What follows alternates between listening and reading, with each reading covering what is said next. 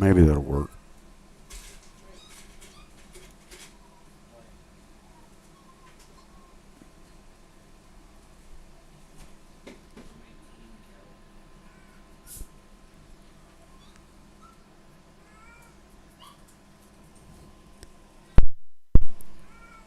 Hopefully you guys can hear me, because I may not have everything set up.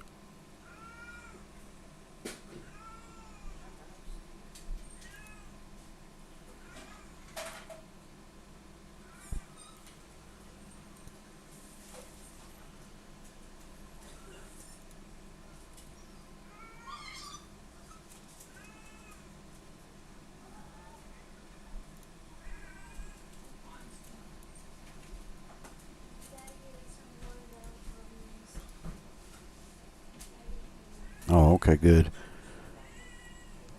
Well, my grandson kept running in here telling me he couldn't hear me, and I'm like, oh God, and that means they can't hear me. Can I tell them something? Yep, hurry up. Bye. Night night, guys.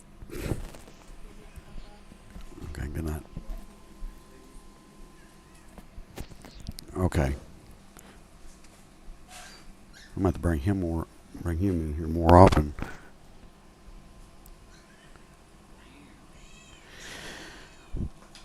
Um,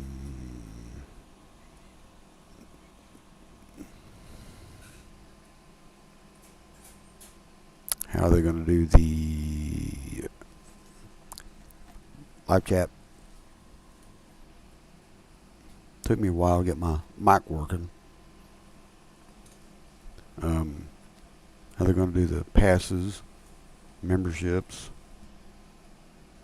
That's what a lot of people are concerned about is how are they going to, is there going to be a season pass for all 42 parks? Is there going to be a pass for just the theme parks only?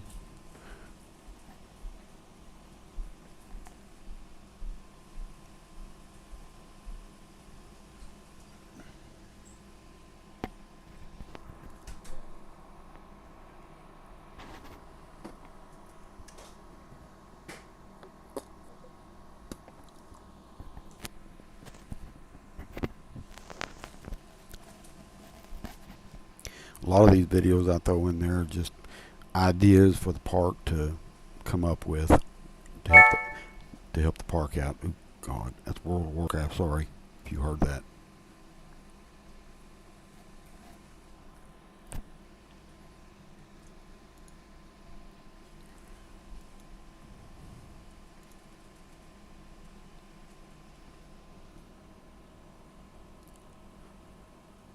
Some of them may not come true. I mean,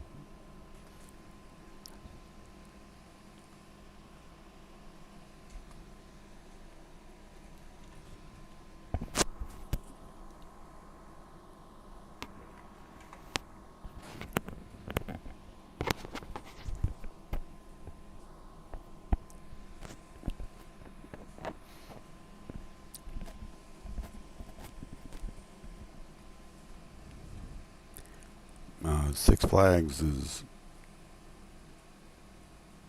talked about how they were going to do the passes and whatnot, but they said they weren't going to really mention it until the merger was fully complete, which is today now. I don't even know if they've even got it up and running yet.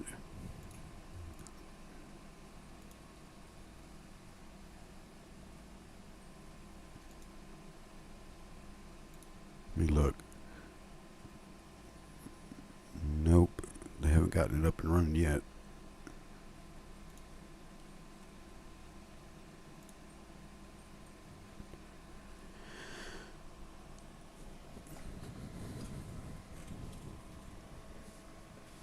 But then again, they may not have anything up and running until later today on a new website and app.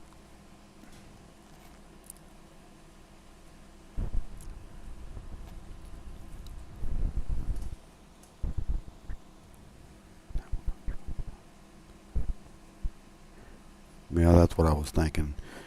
It'd be sometime later today Usually when they do something like that, it's either early, it's either 8 or 9 o'clock Central Time, or uh, later in the afternoon.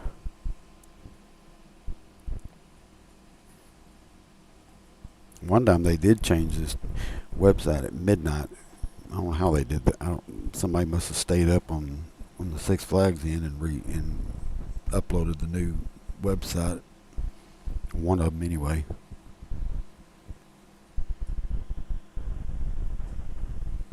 I do know the old Six Flags website. They did it right at midnight.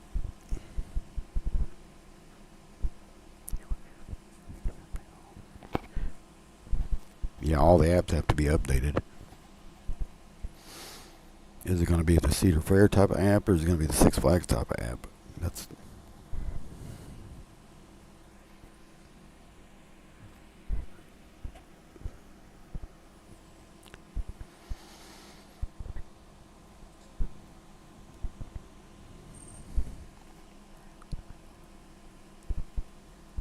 wow. I've been on here over an hour. I'm going to be on here. I'm going to do this for like 12 hours, but I don't really want to do that.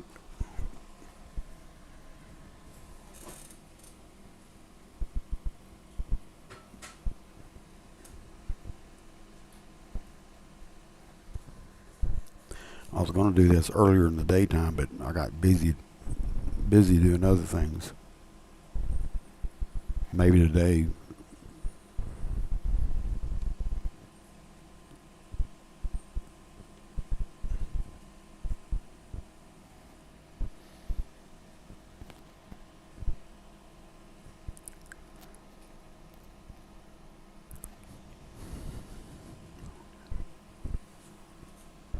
So just let everyone know I don't have a camera. It's on my cell phone. I don't want to use that. This is the only thing I have.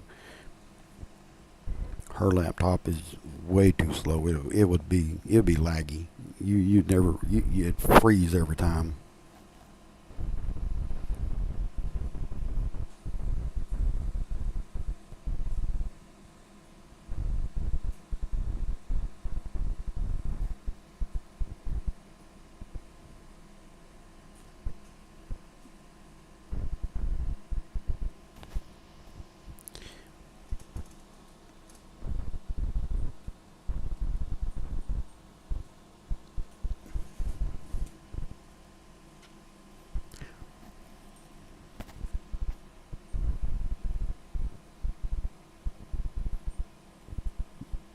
Uh, my question is, what are they going to put at that old stage where uh, the log flume's at?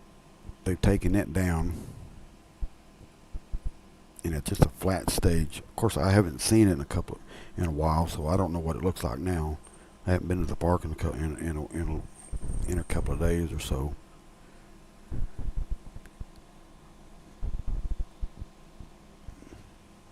Because Geronimo Sky Coasters, that's where the landing was, or not the landing, I think of the platform.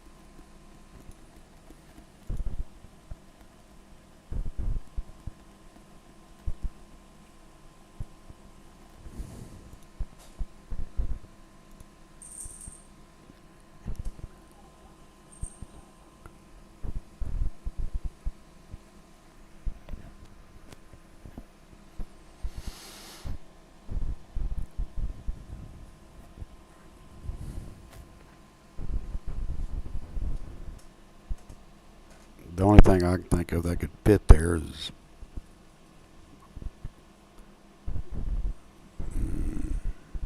there's a someone mentioned something about a bungee type. It's down in Florida. I can't think of the name of it.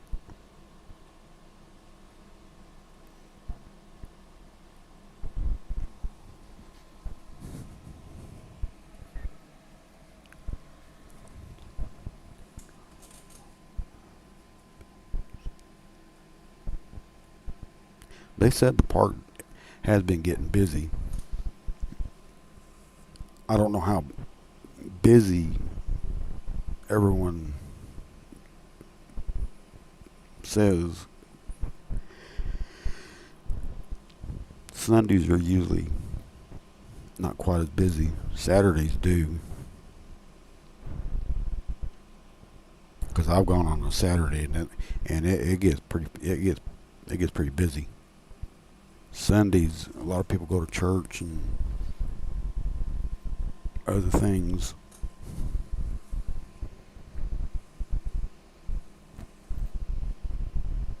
But it could be that they see a lot of upgrades and they see what's going on with remodeling of the Nightmare Mine and all the construction over there where the eruption pad sits. It's who knows. And the new queue line for Silver Bullet.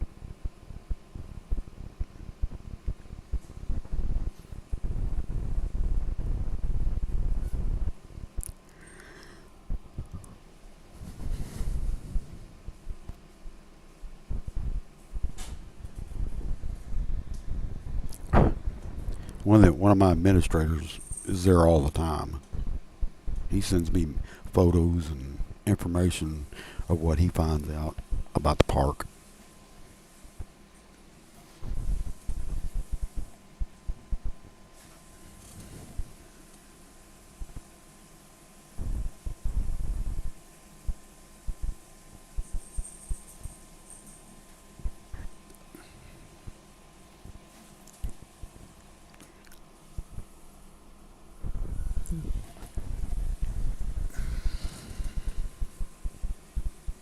I have told everyone that it takes one good big ride and that park would be packed.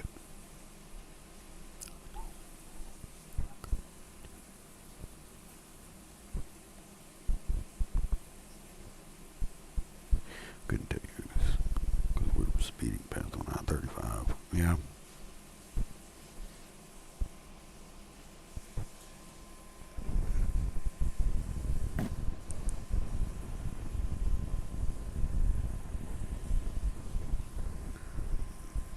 Speeding past on 535. Yeah, I've drove past the park several times by accident, meaning to turn. Oh, hey, Waymaster.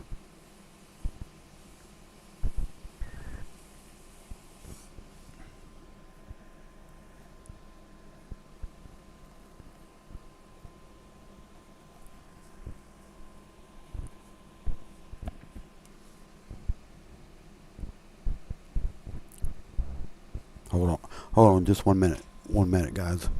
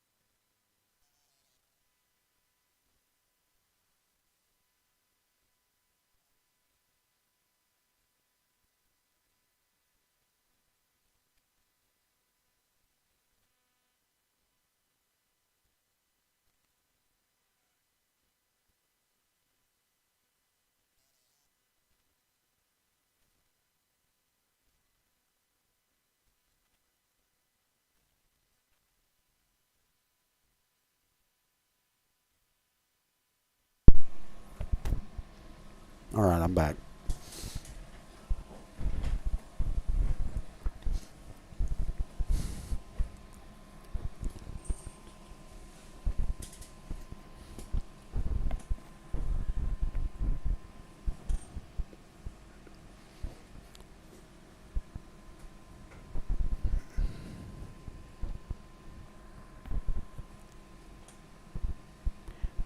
So y'all can chat away.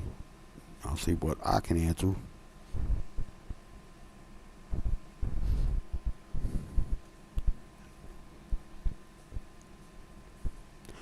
Do I know if Frontier City gets anything new? Well,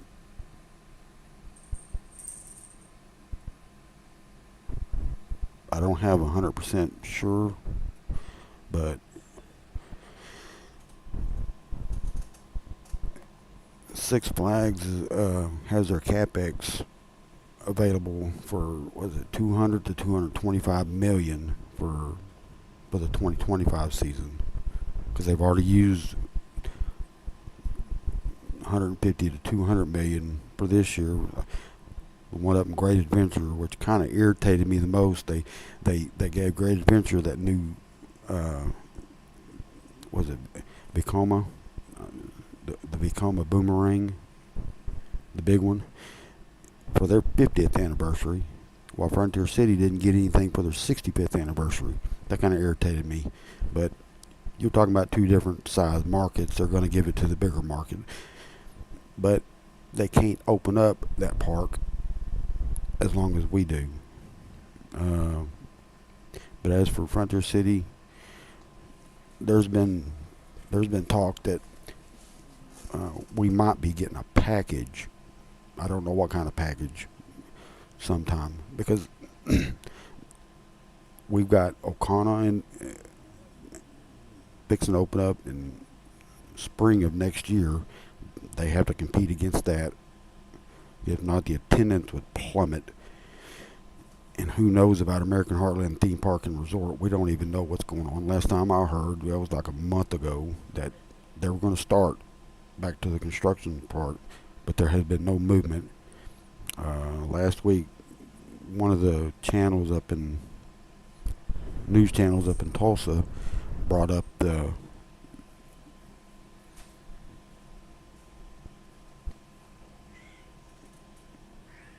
waterworks.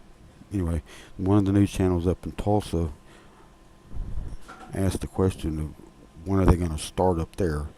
Well, there has been no movement, but we don't have a clue what's going on with that.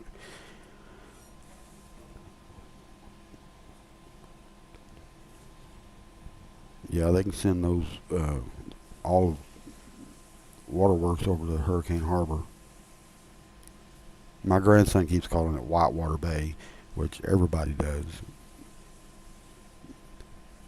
They can send all of the Wild West waterworks over to Hurricane Harbor and advertise it as a new slide complex and give Frontier City something big.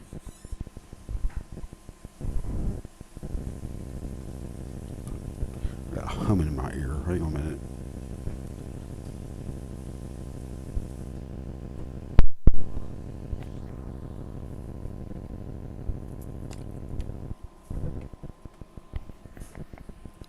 I don't know. It's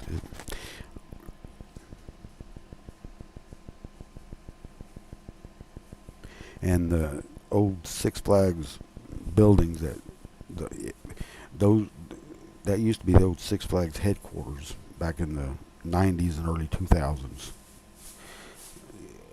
I don't know what they use that for. It could be that they're waiting for this merger to complete today and decide to take that out, because they took out that old motel that's set over by the parking lot, RMC the Wildcat. Well, you could. It would smoothen out the Wildcat, but the problem with that is you would have American Coaster enthusiasts step in and say no because we want to keep it as original as possible.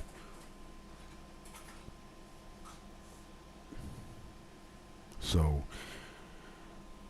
that's probably that's probably a no-go on RMC and the Wildcat. I don't see that. I can't see that happening. They just tracked a lot of it, and plus they purchased a brand new train for it. So I think it was it was either the blue one or the red one. I don't remember.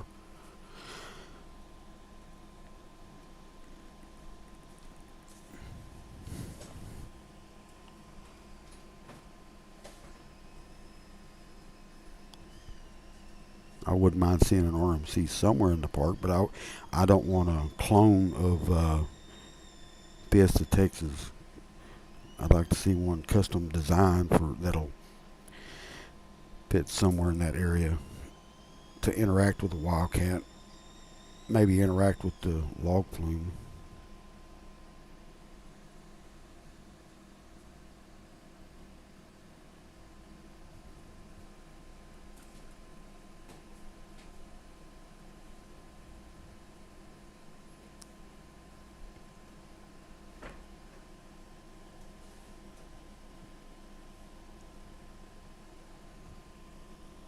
Yeah, they've had issues with them.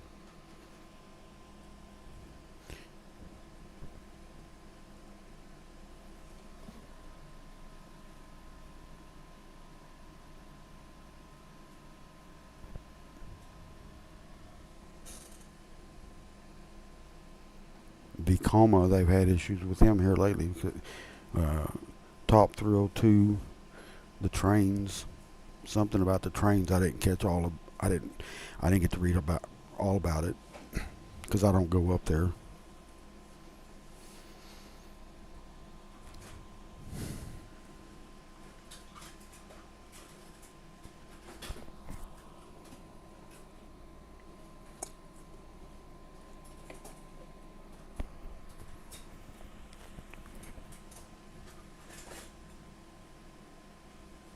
The water signs break. See, we don't see that's something we don't know. I don't have that inside information. I don't. Someone says they've got 100% guaranteed that Waterworks is leaving, and someone else said that there's a chance that they may be replacing all the parts, the pumps for it. That's why it's down for the rest of the season. I don't see why it would be. To me, I don't see why it would be down for the rest of the season if they're replacing pumps.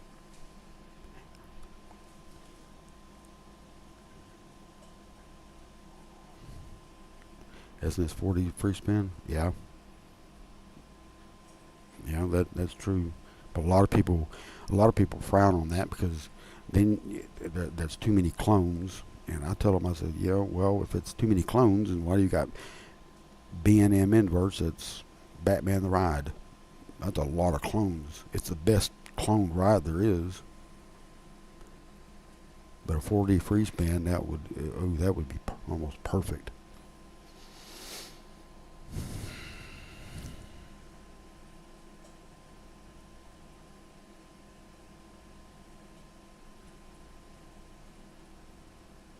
And you can probably theme those a lot better, like a barrel row. Something that has to do with the old the old west.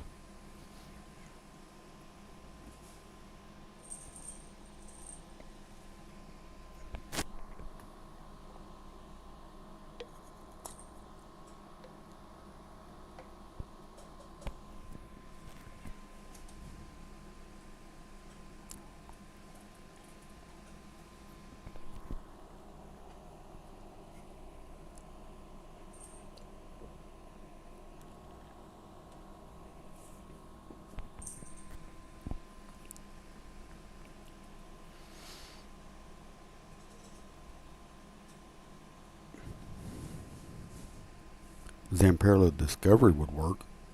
The Giant Discovery, or even the Giga Discovery. I don't know about the Giga. Maybe the Zamperla Giant Discovery.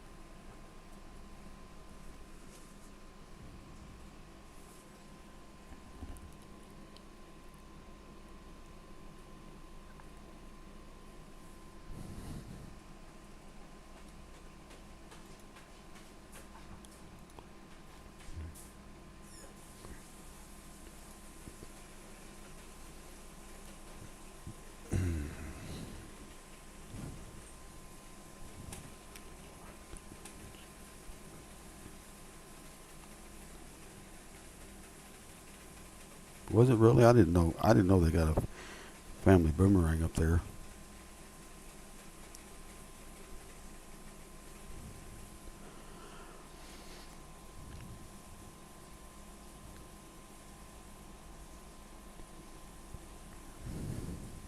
More.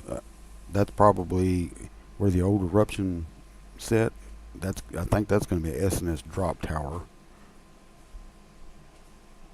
It don't have to be the triple combo. It can be the double combo.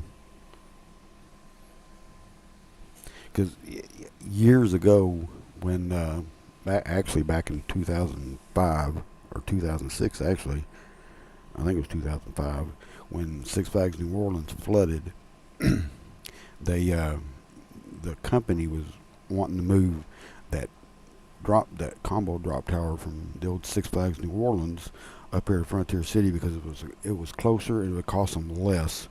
Well, at that time, Eruption was still operating, and they were able to get parts for Eruption at that time. So they decided to move that up to the Great Escape, and that's where that wound up at. And of course, coming 2012, Eruption got it removed because they discontinued all discontinued all the parts for it. So that's why they took the ride down, the towers down. But an SNS drop tower is more than likely going to fit right there.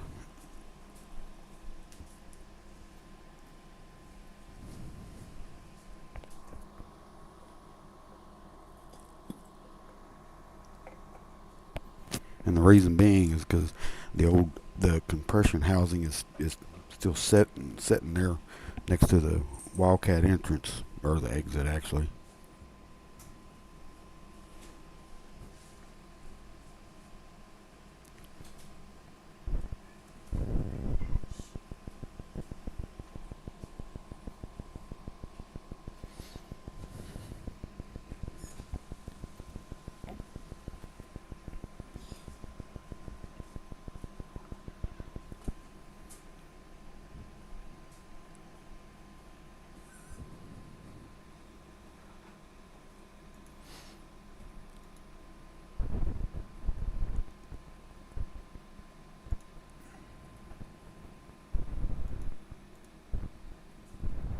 Um,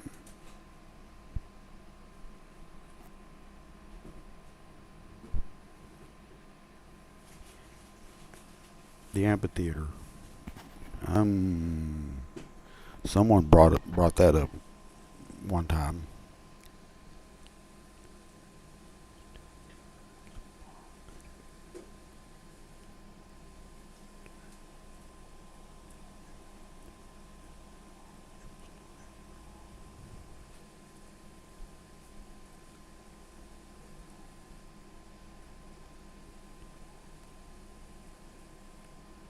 The amphitheater with the Legends Tower. The Legend Tower would be, yeah, it'd be the tallest in the Western Hemisphere, 1,907 feet.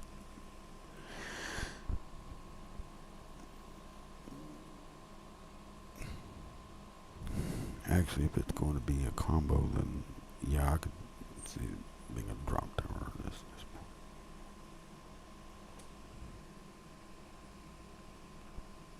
Yeah, I brought that up. I didn't. I keep forgetting to bring in an SNS 40 free span because a lot of people, some people frown on it, but we haven't we haven't gotten much. That's why the park hasn't been packed like they want it to be. If that's if if not a 40 free span, maybe an SNS launch coaster like uh, the one up in Great America.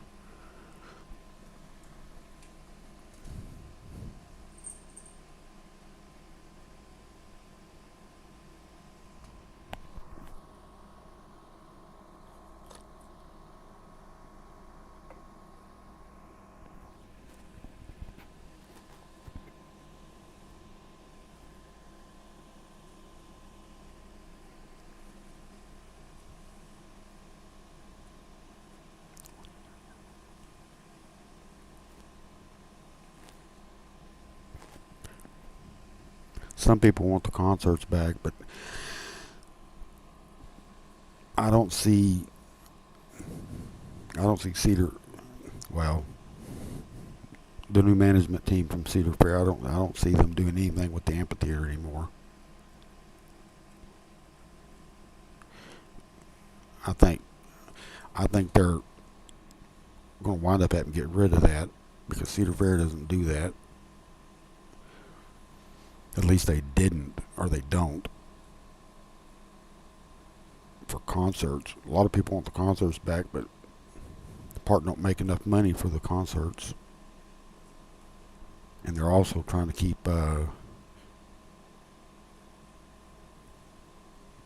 certain crowds out of the park. So if they do get rid of the amphitheater area, there's there's a, there's a good plot of land right there that they can add something. What's it with the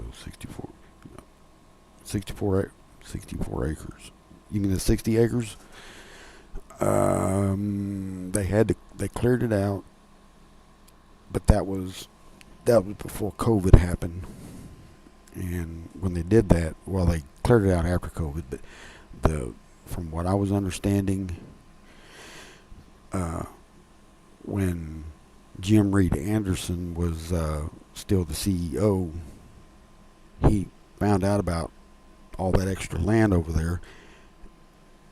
And what I was understanding was the park had a decision to make to either redo the whole family section or add some sort of a big ride over there, because that's what he was doing. He was wanting to. Jim Reed Anderson was wanting to add one ride at each park every year. That's what was taking place. So the park decided they wanted to redo the whole family section and make it for what it is, Timbertown. So they went with Timbertown and did some refurbishment on some of the rides and infrastructure. So I do know from when my daughter worked there, she mentioned that they did walk the park and they went over to the 64 acres of land, and that was all. That's all she said. She wasn't supposed to talk about it until after she quit. Well, she didn't. After she put in her 2 weeks notice and left. So they do know about the 60 acres of land, but what they're going to put over there, that's all. That's up in the air. They can only put so much over there. I do know. I read that they have to keep the noise factor down. They can go as high and tall as they want to, but they have to keep the noise factor down to a minimum. Of course, we know who Cedar Fair works with heavily is that's B&M. Well, I think Leviathan up in Canada, they built one like that, which runs right next to homes and whatnot. Well, when they ran it, it was too loud. We know how B&Ms are; they're loud. Well, what they did was they pumped in sand inside those tracks, and all the framing is what I was reading, and it quietened it down real quiet, and the residents were happy with that.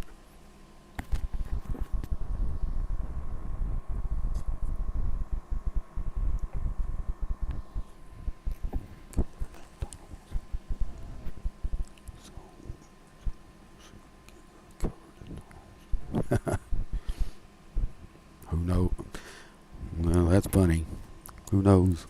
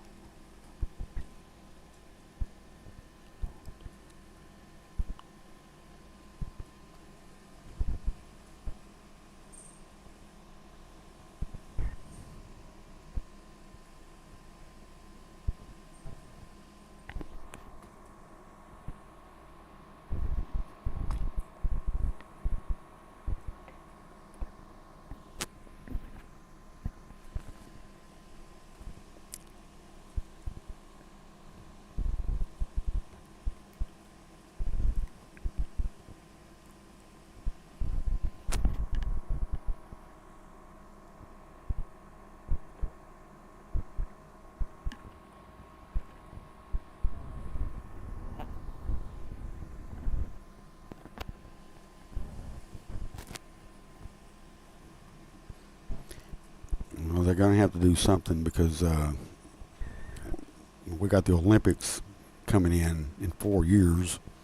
That's that's huge. Then we got the skyscraper.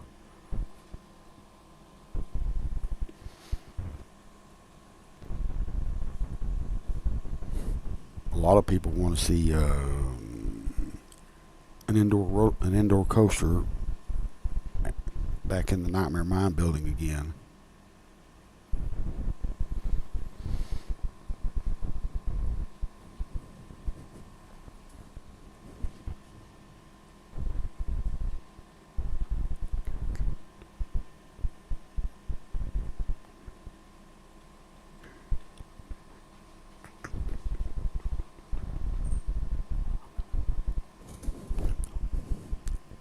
I'll be right back, guys.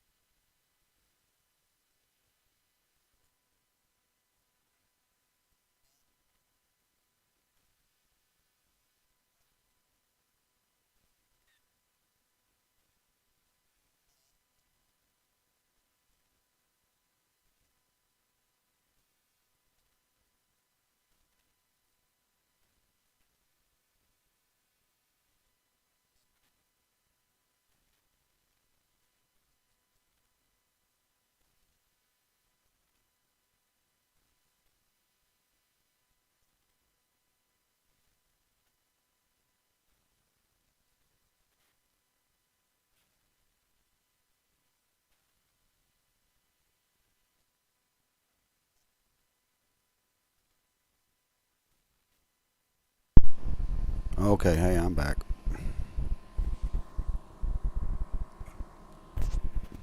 Had to get me a glass of tea.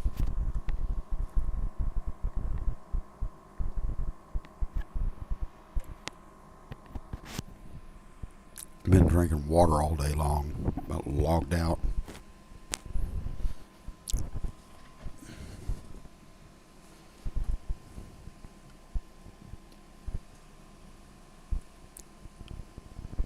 The only place I could, the only place I can see working for that if it's a place, a station.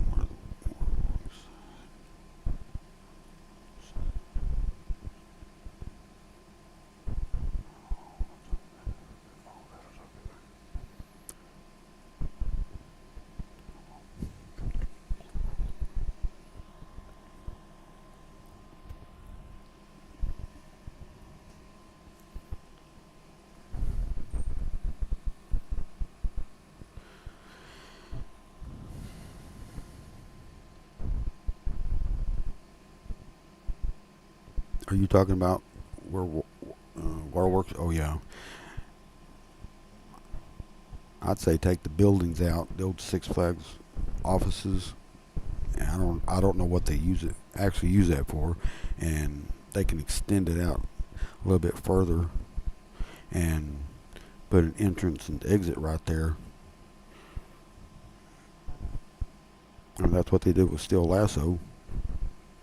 I don't see. Of course, they didn't take any buildings out for Steel Lasso. They just took out the swinging six guns.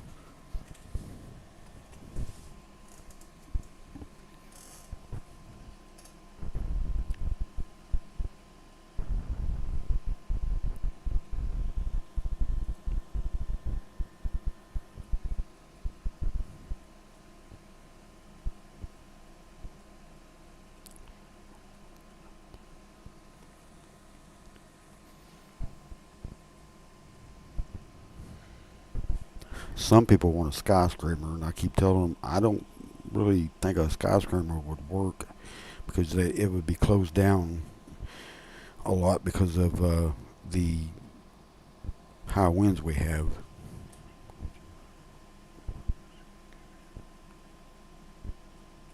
Oh, I see what you're talking about. Okay, I know what you're talking about now.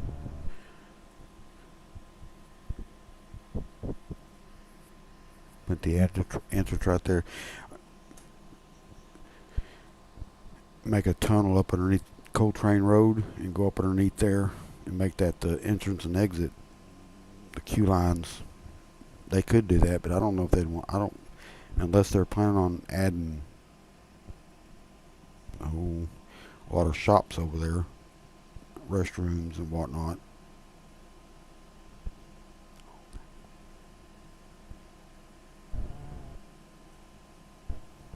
I mean, everybody, we'd all fall, we'd all cry if we got a giga.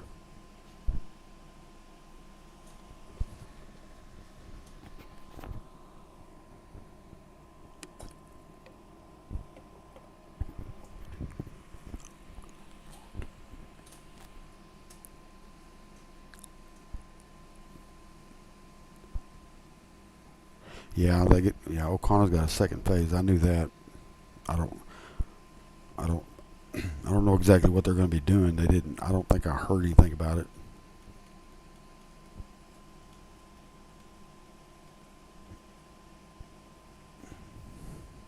But that. But O'Connor's sitting on 140 acres. But that's also native. That's also Indian land too. So Chickasha Nation owns that. So they put whatever they want.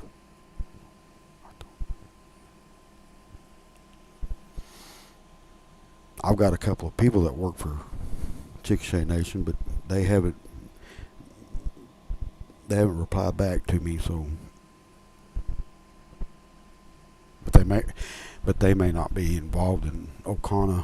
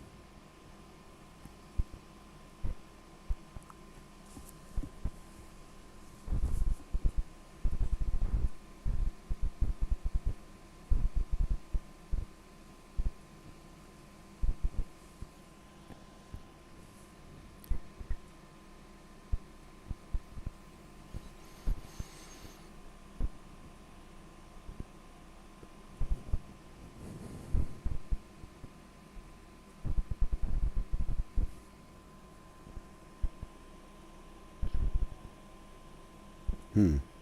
Yeah. See, I don't know much about the second phase.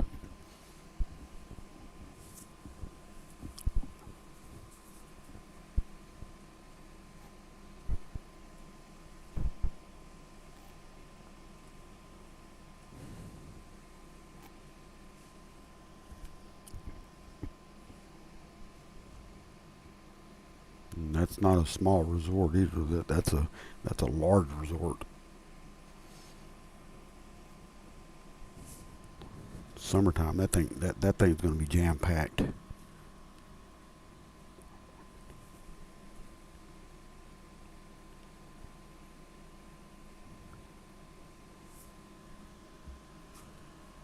Could.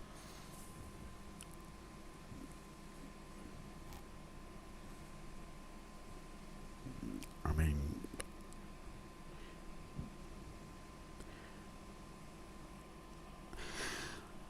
I don't know what all the 400 million dollars of it is going towards. If it's for phase one, or if it's for the whole, for all of it.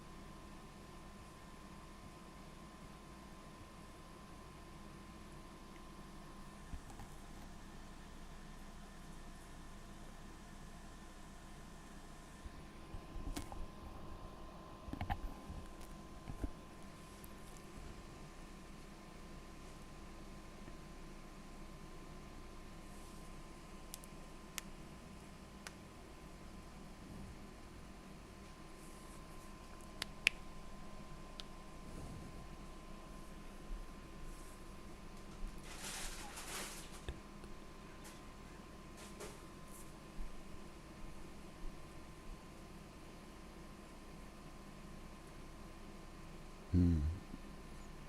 Okay. OAK project.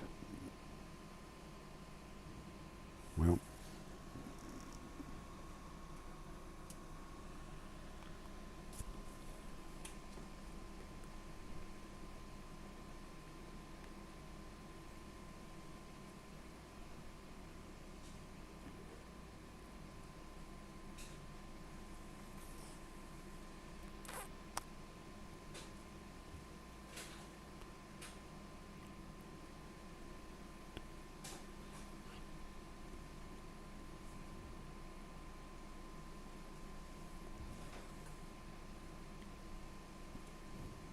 I'm trying to look and see something here. Well, they don't have it. They don't have what I was looking for is extending the parking lot, but can't extend that parking lot anymore. I think that's as far as it goes. I'm talking about Frontier City. Hurricane Harbor just landlocked. You can't do a whole lot with that.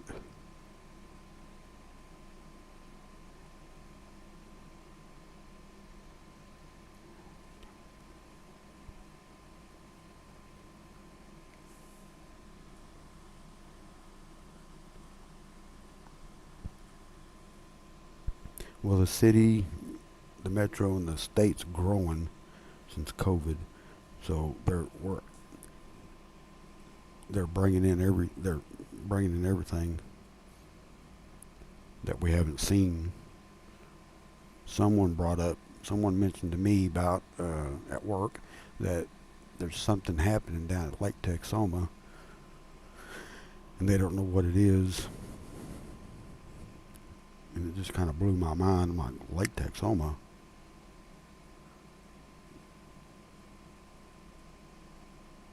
Of course, if you look at Lake Texoma, that's twice the size of all of Disney World.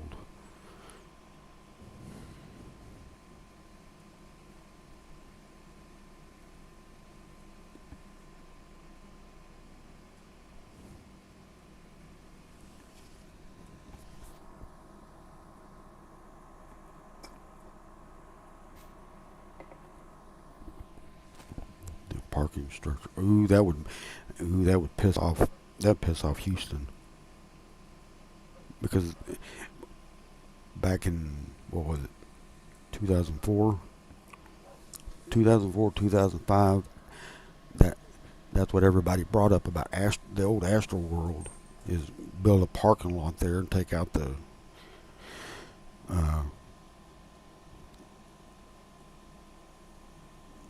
water park that they had and build a parking lot right there. So if they did that, ooh, that would, ooh, you would, I hate to use that word, you would really piss off Houston. Because you got to remember, Houston's the fourth largest city, and they don't even have a theme park anymore. So I don't know about a parking garage type.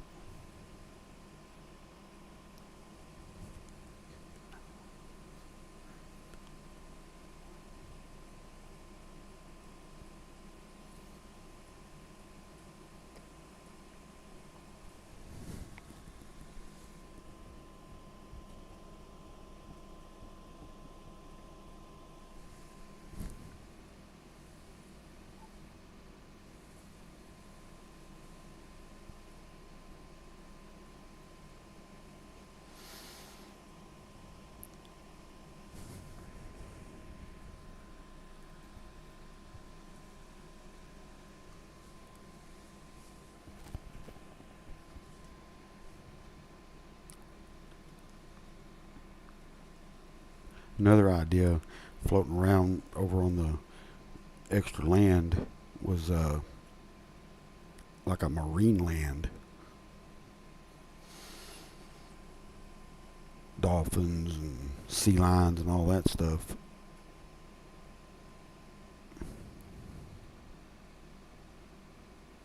I do know.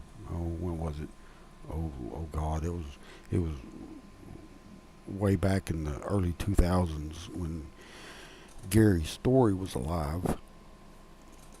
He from what I was understanding through him, he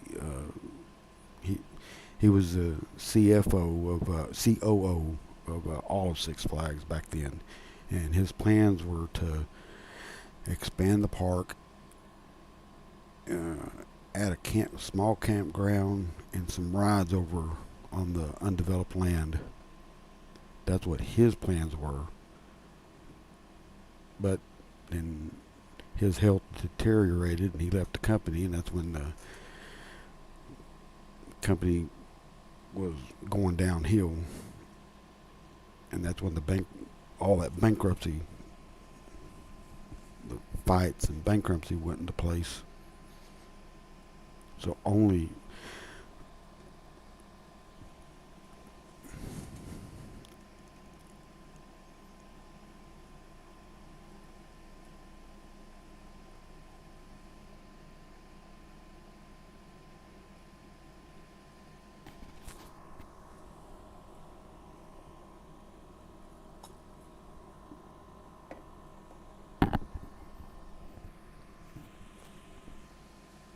I do know when Gary Story was alive, he he knew what rides to put in all those properties that Six Flags back then had.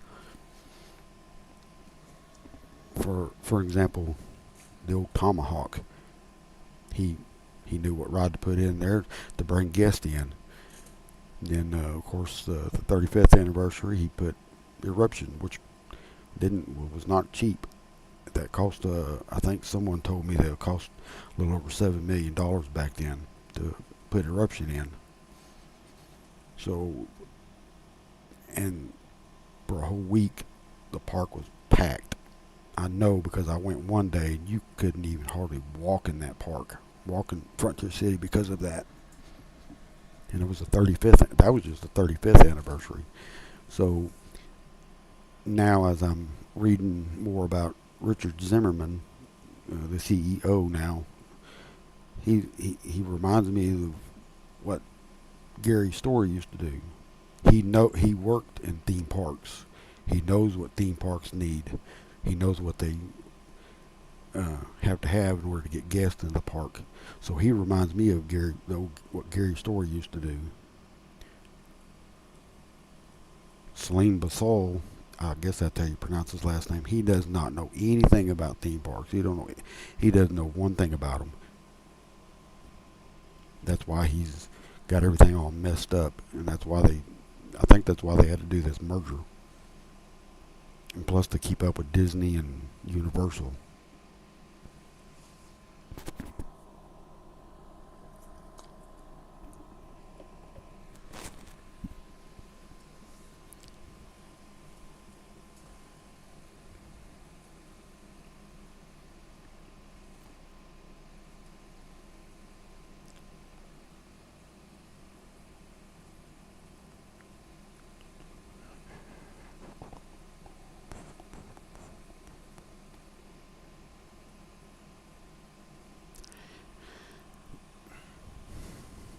I do know that when the Cedar Fair executives came into the park, they were looking heavily around the Nightmare Mine building and all that extra space in that area. They had notepads, calculators, phones, looking around, looking up, looking out. Of course, that's what my daughter told me.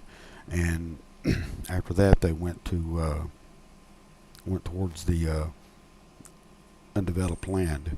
So that I don't know what all they've got planned.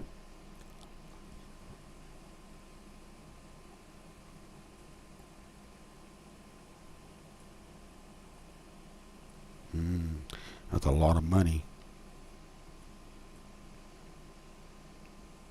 That, that that's a lot of money. I don't know if they'd want to spend that kind of money or not. And I think that would be up to EPR Properties to do that. Because remember, EPR Properties owns Frontier City and Hurricane Harbor.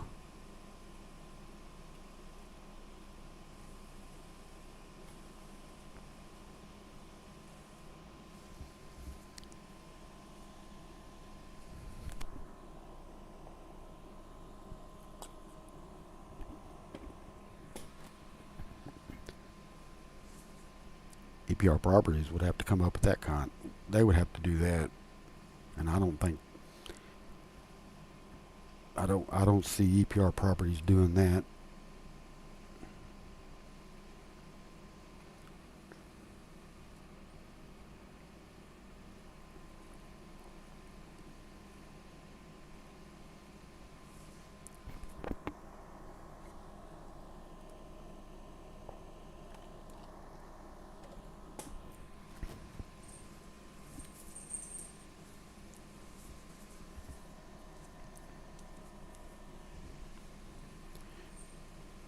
Seeing how they've focused heavily on the infrastructure work at the park, I think they're getting ready to do something. Because someone mentioned in the group that they can't add anything until all this infrastructure work is completed because it won't hold it. Like putting in another major coaster or a couple of major rides, because the infrastructure itself won't hold it. So that's why they past 4 years, 5 years, they've done heavy infrastructure work.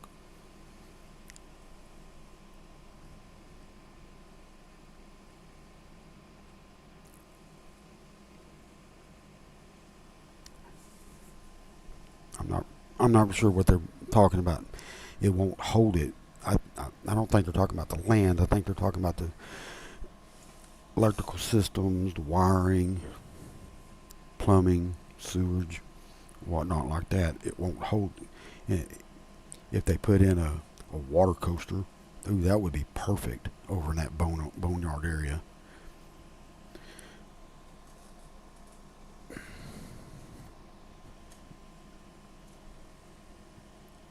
That thing would be packed if they put a water coaster in over there, because I don't think one, maybe Florida's got one, but there's not one over here.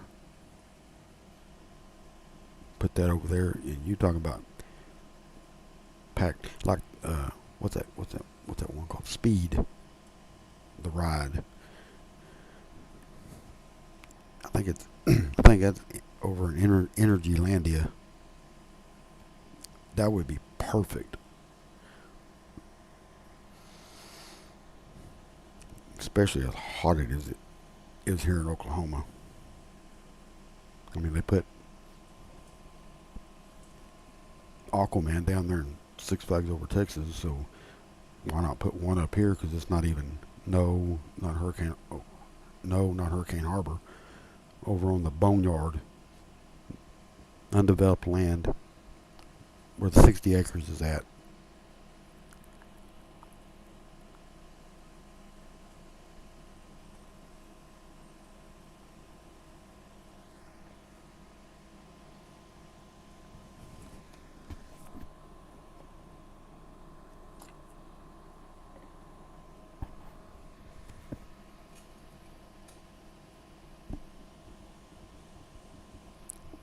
But that might not be enough. I don't see them going through Mac to do that, because I think they're wanting to the new CEO. I think he's wanting to make the park to where it runs 11 months out of the whole year. So a water coaster wouldn't. It would fit the need during the summertime, but it wouldn't fit the need for 11 months. Because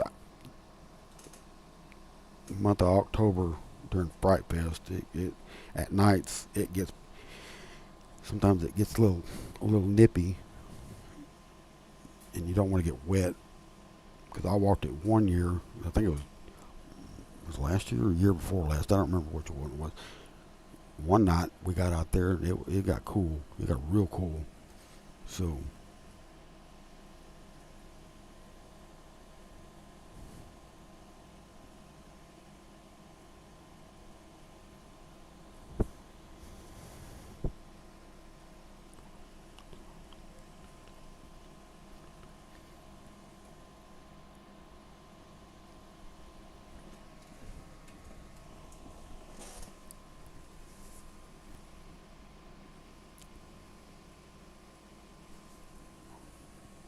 somebody brought up an idea about getting rid of the Diamondback and replacing it with something else. I don't know how true that is, because it's a classic Arrow shuttle loop coaster. So I don't know how that would work. And plus, they've done a lot of upgrades on it, so that right there wouldn't make any sense to me.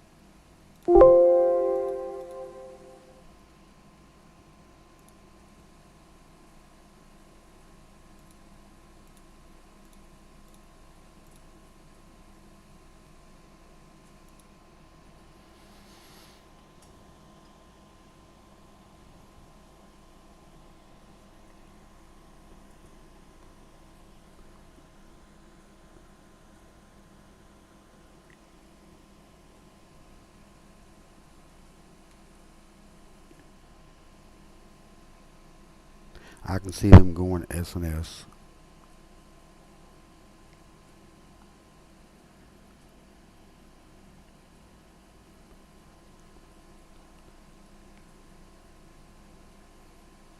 It's got too much history. Yeah, I that's what I brought up. I said it's a lot of history. It's there's only what two of them in the world, and probably could be the only one in the world.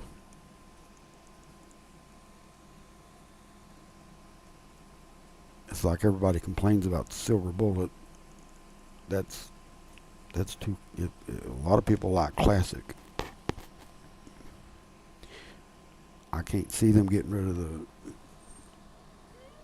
I've told a lot of people this before. The worst thing to do is you getting rid of one coaster and replacing it with another. You don't want to lose coasters, lose your coaster count at a park. It's it's always been that way, unless you just can't get parts for it anymore and you have to get rid of it. Because I believe S&S owns the rights to the parts to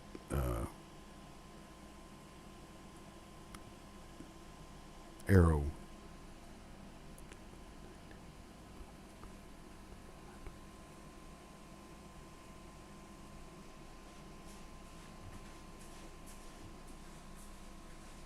I think they're having issues with Vekoma because of Top Thrill Dragster or Top Thrill 2 or whatever they call however they're calling it, TT2 or something like that. They're already having issues with their trains.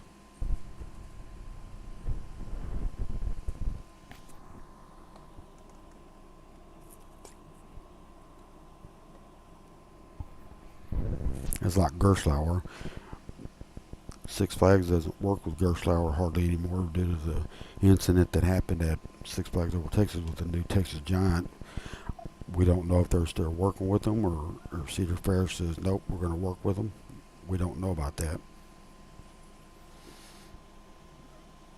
A spinning coaster would be perfect.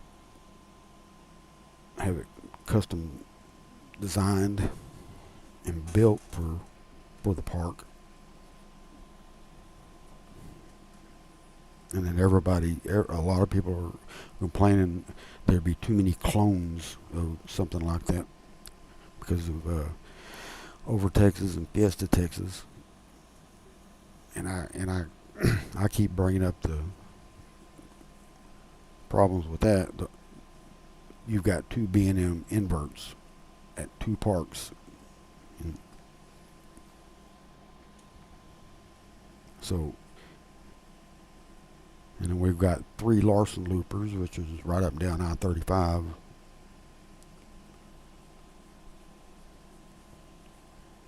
Yeah, they're trains. See, I don't know if they're going to continue to work with Vekoma. I'm sure. Was it Zamperla? I thought it was Vekoma. Someone typed in it was Vekoma. I think it was one of the news medias that typed in Vekoma.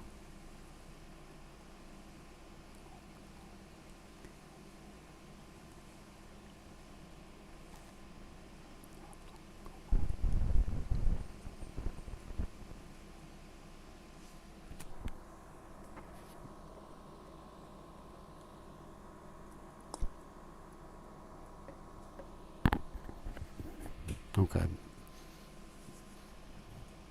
At least you corrected that. Thanks for correcting that. I couldn't understand what Vekoma was doing on that. It was Zamperla then. Thanks.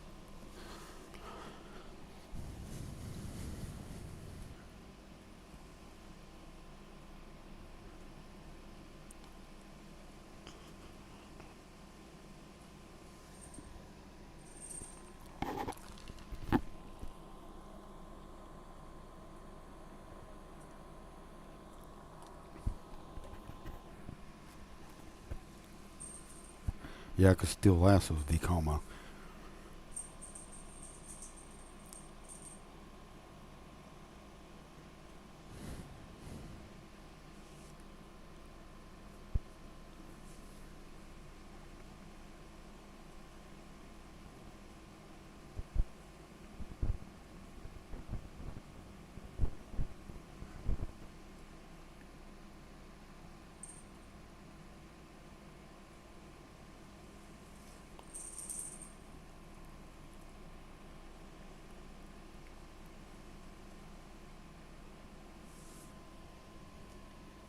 Premier would be another good one.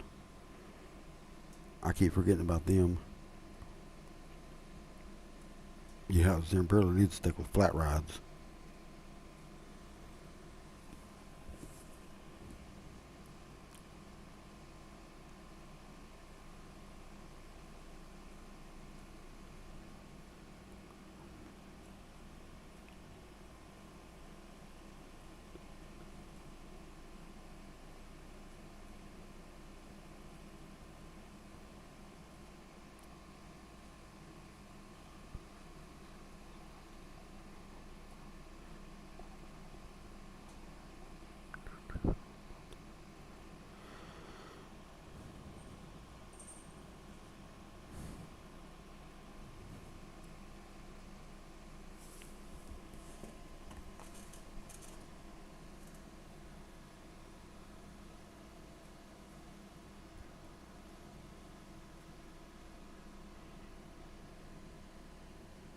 They could also go with Intamin.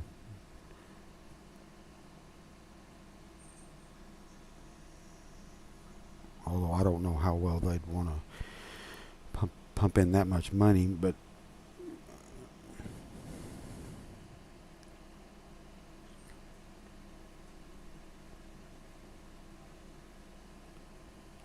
Skyrocket or Skyrocket 2, that would be a perfect fit if their plans are to move Waterworks over to Hurricane Harbor. Skyrocket or Skyrocket 2 would be perfect right there.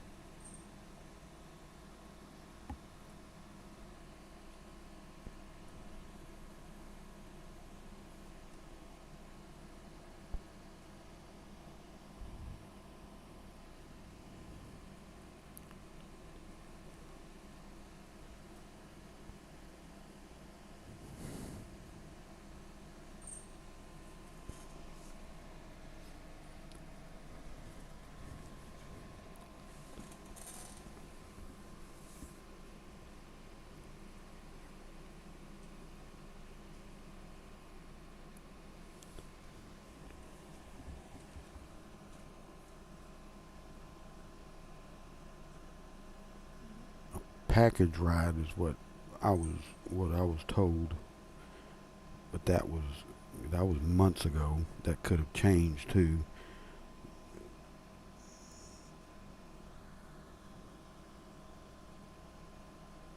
But again, I don't know if Six Flags is still going to stick with their plans, or if they're going to let Cedar Fair go with the plans.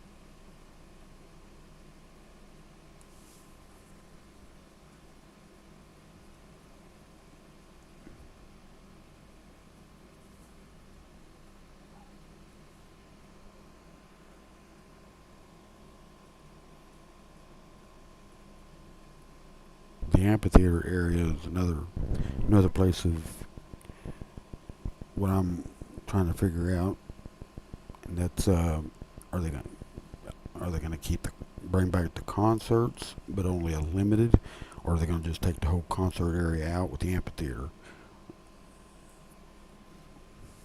Because the only time they really use that area is uh, like what, high school cheerleaders and maybe for church.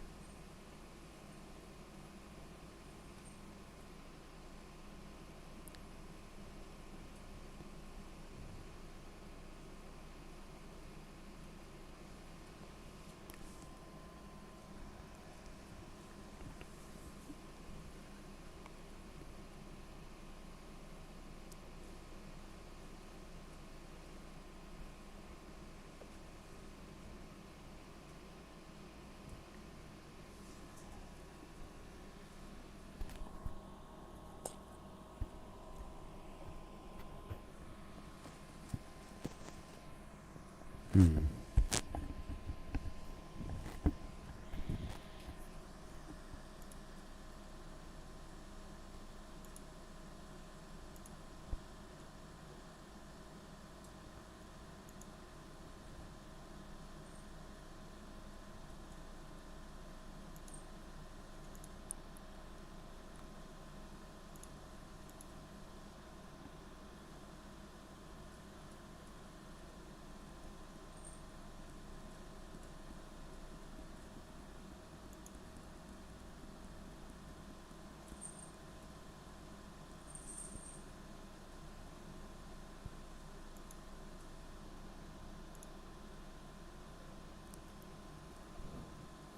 What else?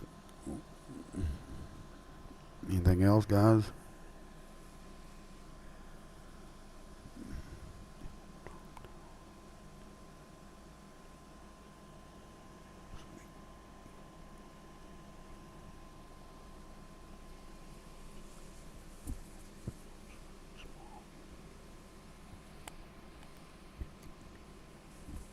True. That's what I'm that's what I'm thinking is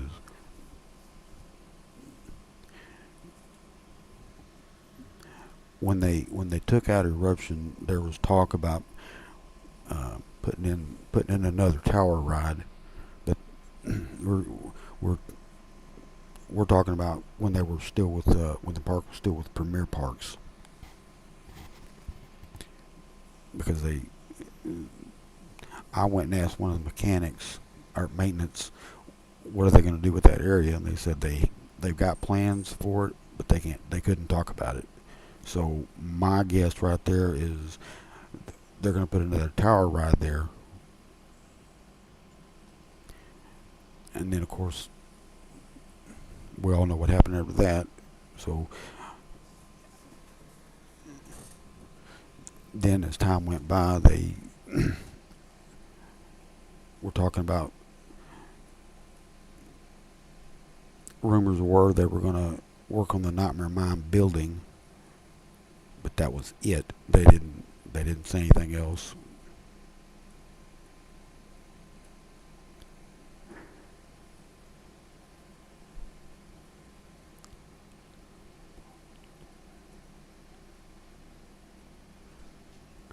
Um, Magic Mountain doesn't have one.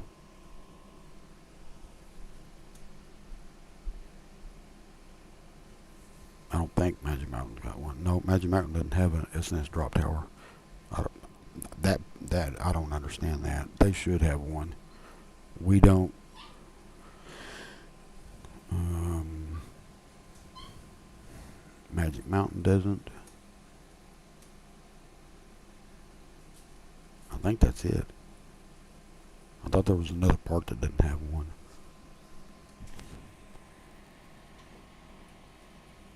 Or Georgia, I don't think they have a drop tower. Or do they?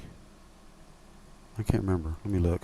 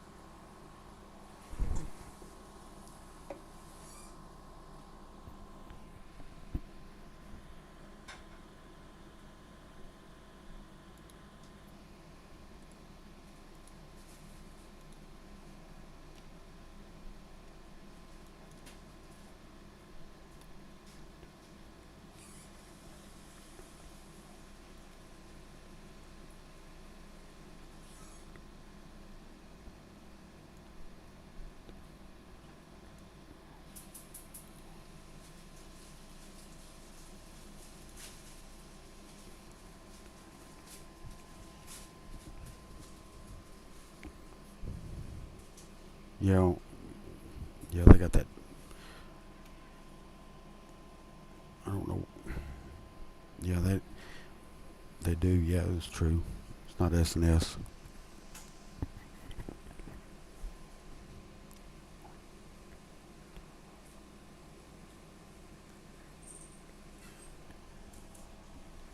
The only tower ride we have is Screaming Eagle.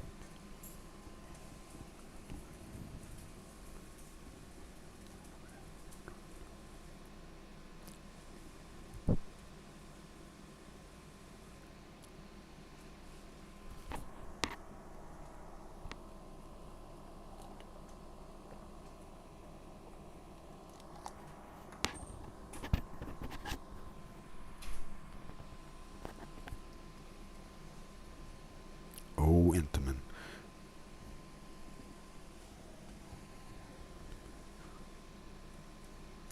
I don't think we've ever worked with. I don't think Frontier City's ever worked with Intamin.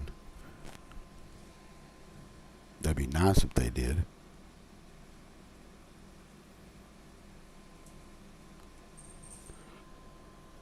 Because if I'm not mistaken, the Hangman was Zamperla.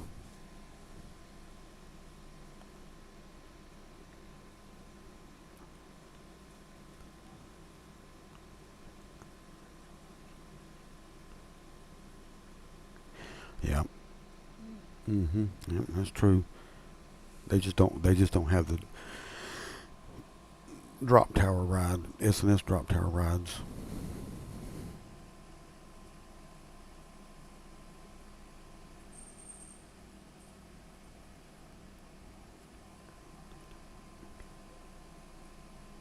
And I think over Georgia's got an Intamin drop tower ride.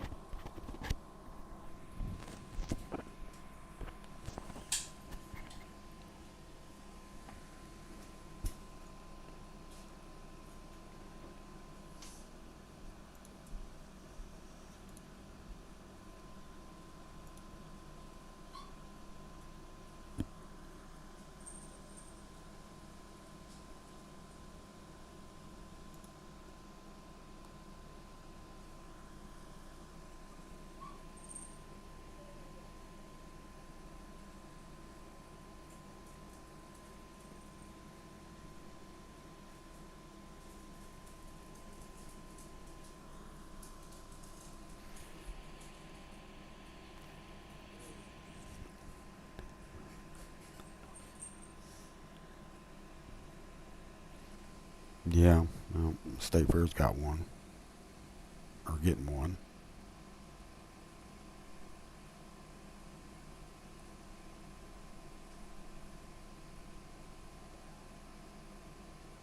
Yeah. Yeah. Yeah. That's true. But you're talking about the city that does that.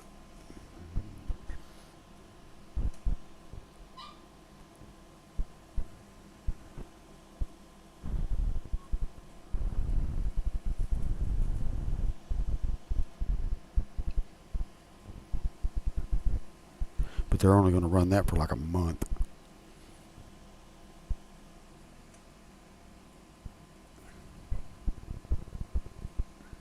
And that's probably the portable one.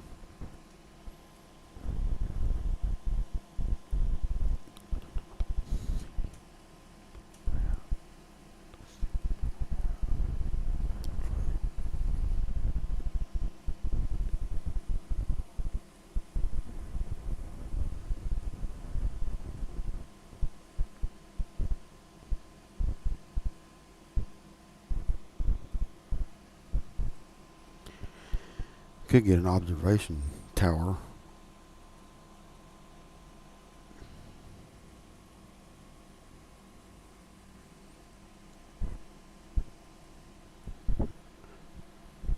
Because there were an an individual wanted to where the Wheeler Ferris Wheeler wheel is at. They wanted to put a intimate oil type derrick over that over there.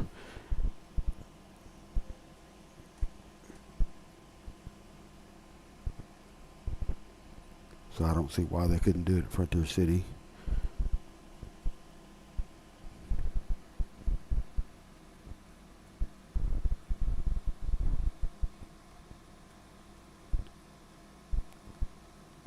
I mean, look at Kings Island and Kings Dominion. Theirs are based off of the Eiffel Tower.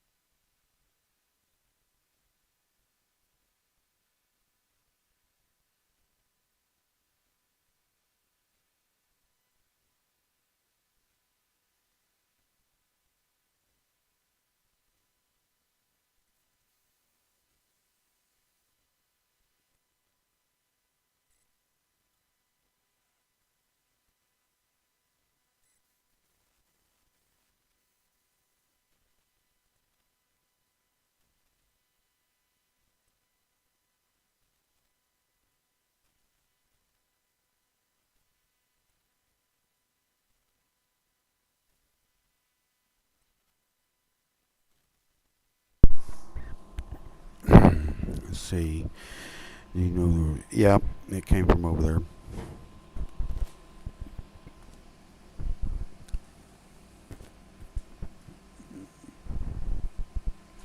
Hey, Jess Rivers. We're just chatting, talking about Frontier City, Hurricane Harbor, Ocana, somewhat of the Olympics coming,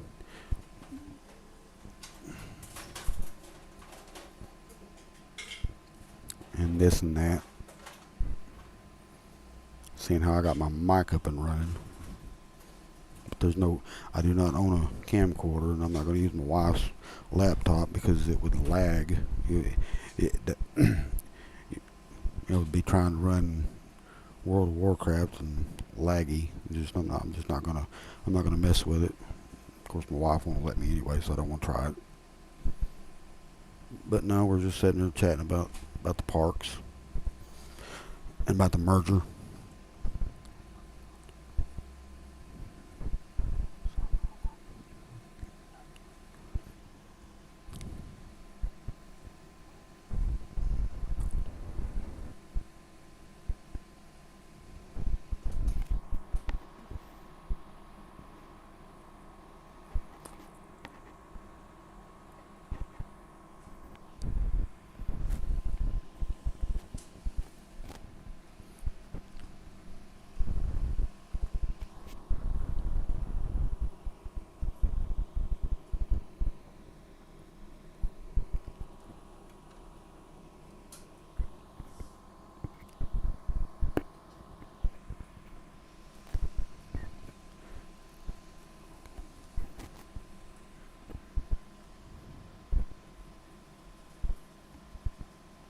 Mm.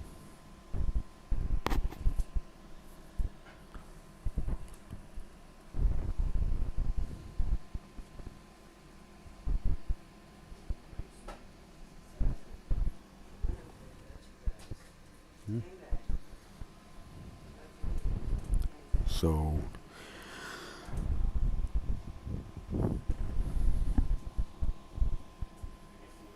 What else y'all want to talk about? I don't care. I've got time.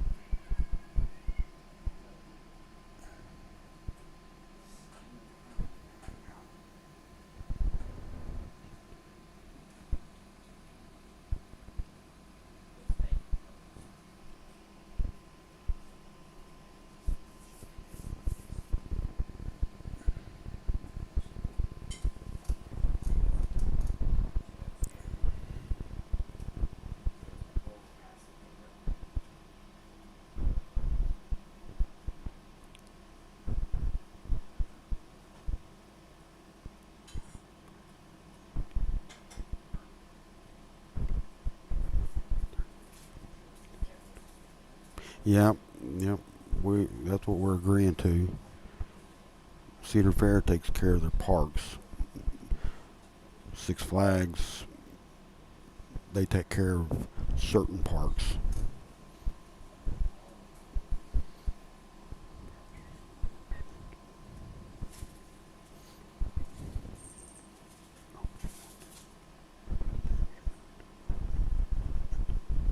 Parachute from Intimate. Ooh, I see that part. I did not know because we don't know one ever talks about the parachuter.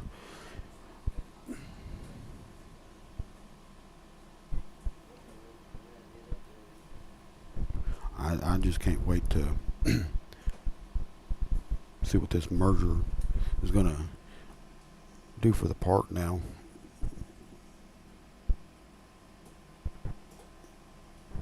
I'm more excited about it than I have been when we went back to Six Flags.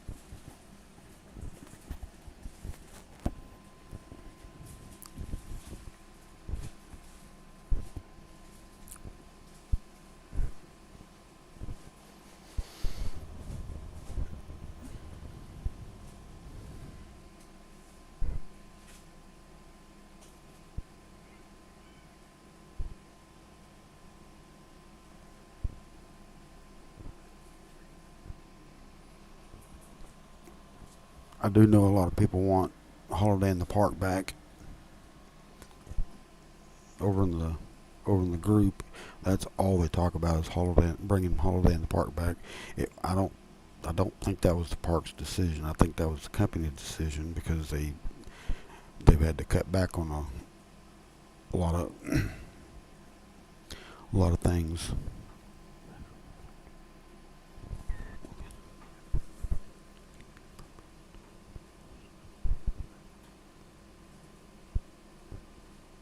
Will this affect the fact that he property owns the park itself since only Six Flags operates?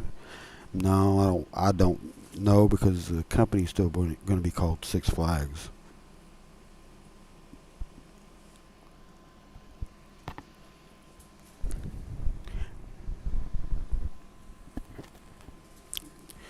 Because they released a statement. The park and the company released a statement saying that it's not going to affect them. It,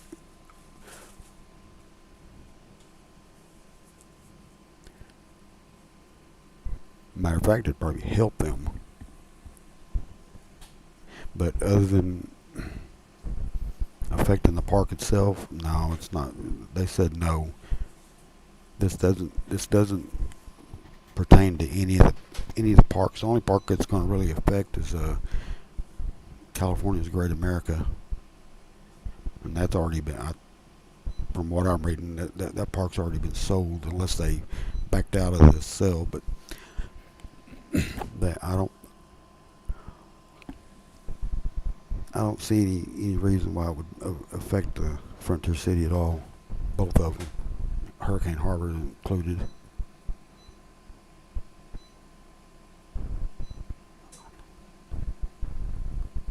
No, a lot of people get confused on that. Some people say they need to get rid of Frontier City and some of their underperforming parks. Well, it's not underperforming because of the guests. It's underperforming because of the way Six Flags is being ran. That's why it's being. That's why they see underperforming. And plus, like I've said before, the new company has to compete against Disney and Universal. And Richard Zimmerman clearly stated that while we in a in an interview, actually on the Six Flags website, it's actually on their investors website, that how do you grow by shrinking? That's their biggest question.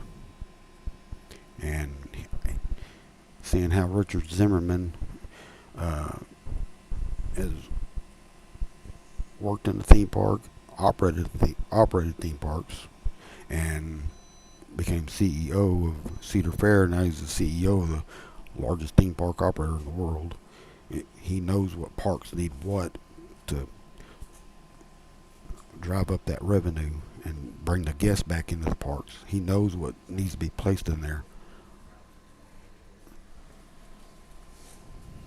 And that's what I'm really excited about, because he runs Cedar Fair properties properly, while everyone knows that Salim Basol, he don't know anything about the theme park business.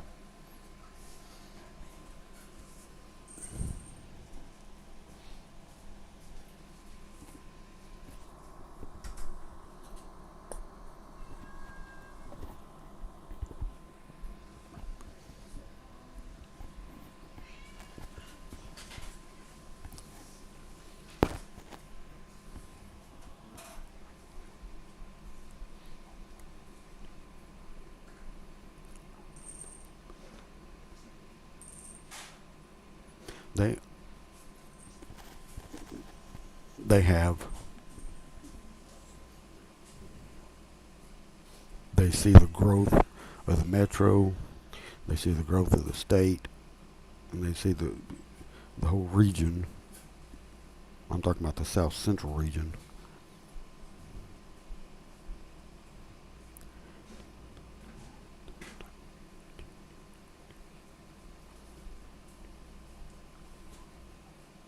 Mm,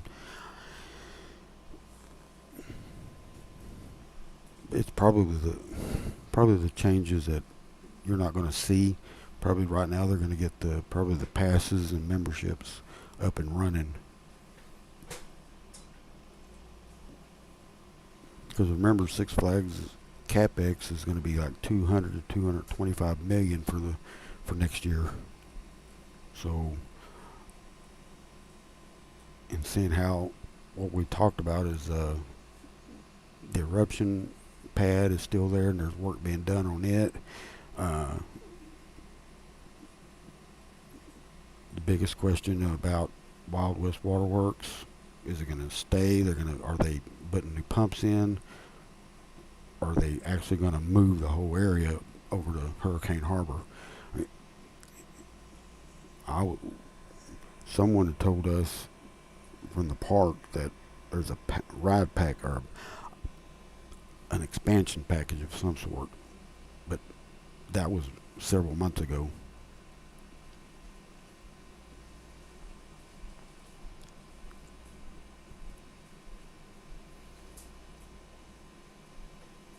But they've seen the growth of, like I said, the growth of the city, the growth of the metro, and the growth of the state. The city's at almost 704,000. The metro's like at just under 1.5 million, and the state's fixing to hit 4.1 million. So they see the growth.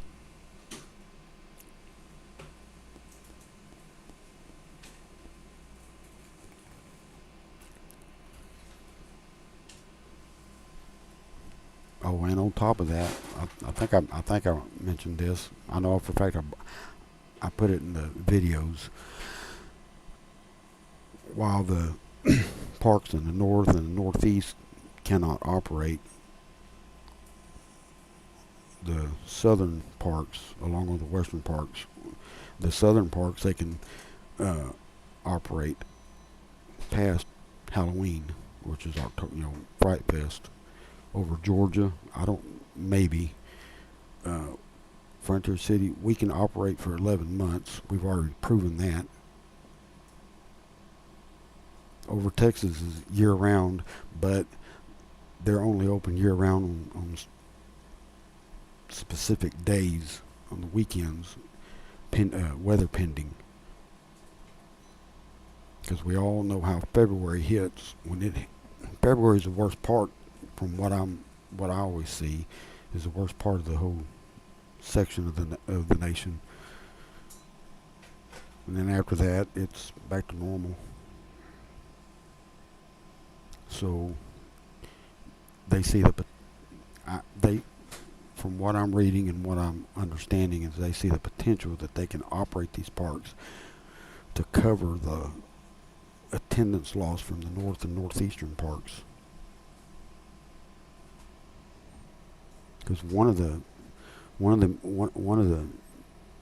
higher ups at the Six Flags said that the parks in the north and northeast those are just your summertime parks. And of course, with the Olympics, I think we'll see bigger advertisements for.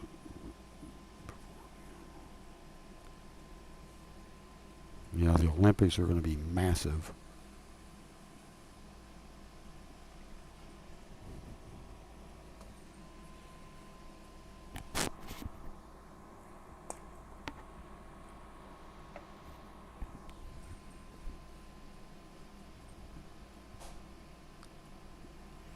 And look where the Devon Park is. Look how it's right down the road from Frontier City. So if you put a tower ride in some sort of a bigger coaster, it doesn't have to be a Giga, just a bigger coaster. I think you can see it from there.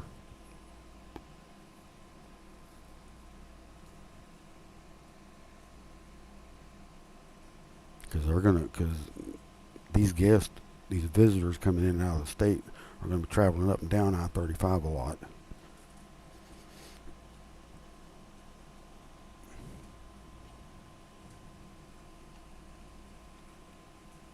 One thing that I was told, the reason why Holiday in the Park,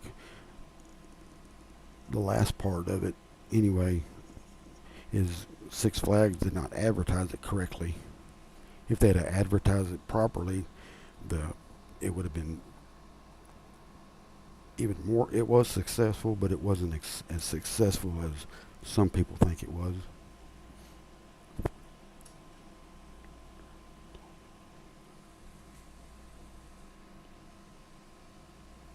Yeah, but can you see it from the baseball field, softball field, that is?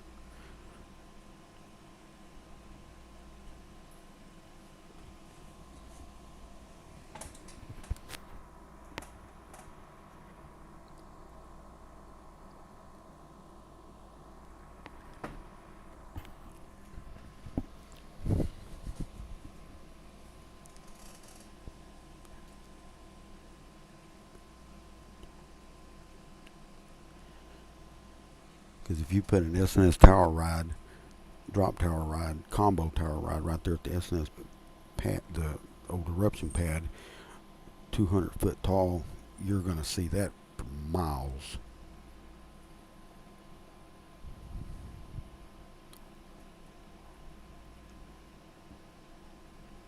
Yeah.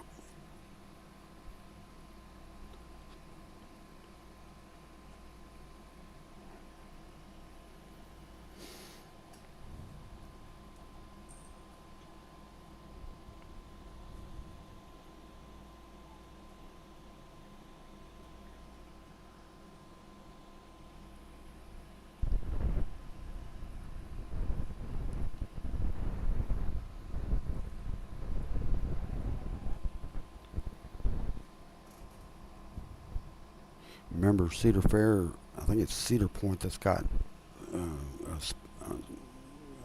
sporting venue up there.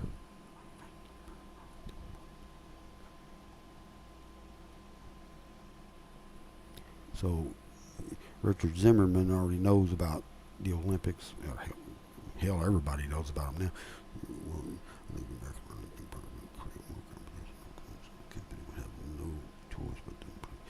That's true about the American Heartland theme park, but the thing is, there hasn't been any dirt movement in several months.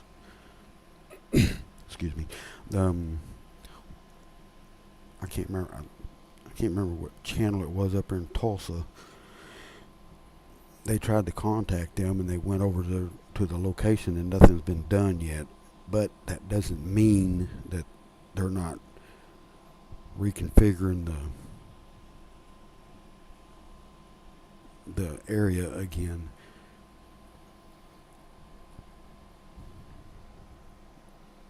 Because the designer of the park had to reconfigure it because he found some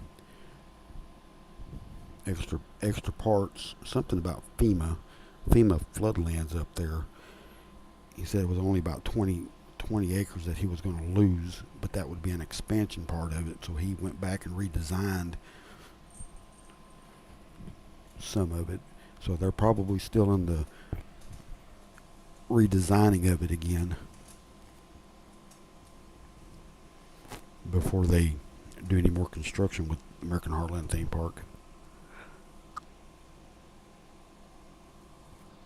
Because they said they want it opened up before 2026 is ended.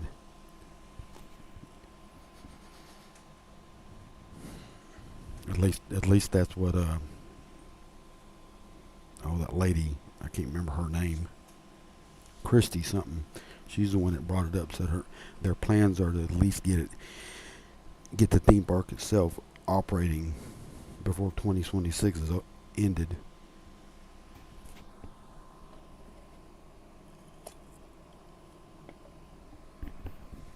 So once that gets started, oh my God, that the park's being surrounded by two major resorts as it is. Then you got the skyscraper being built. Then you got the Olympics coming in.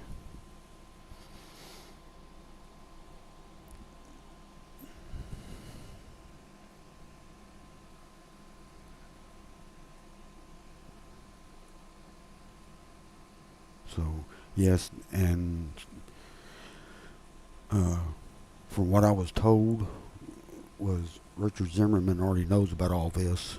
Salim Basol did not catch on fast enough. That's what I was told.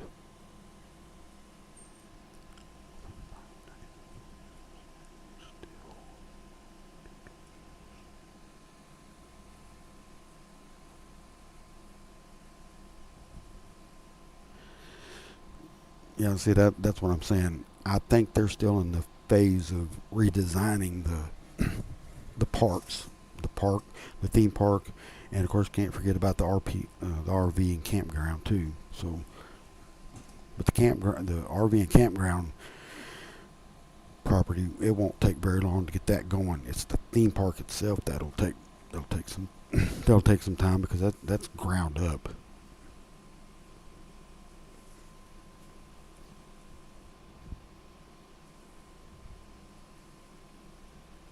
So I cannot see the new CEO and the rest of the new upper management ignoring this. I just can't see it. They would lose the attendance would plummet from Missouri all the way down to Arlington. It would plummet.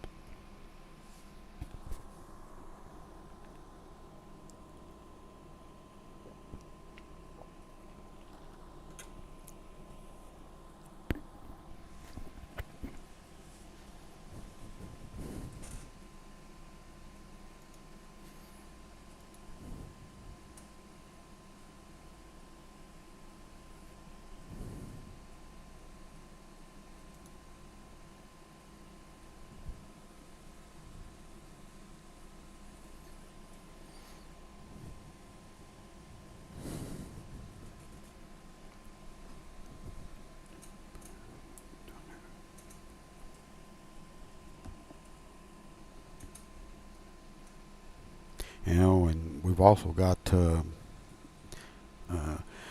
even though it's a kids resort, it's still a universal kids resort being built right there in Frisco. So there's another resort being built.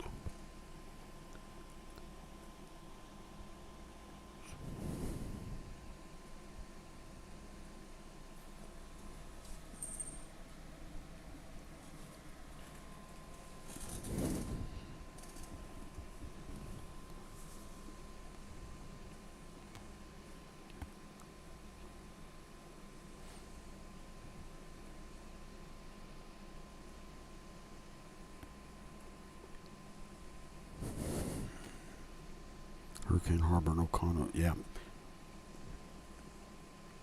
But it still draws away from Frontier City because it's a resort.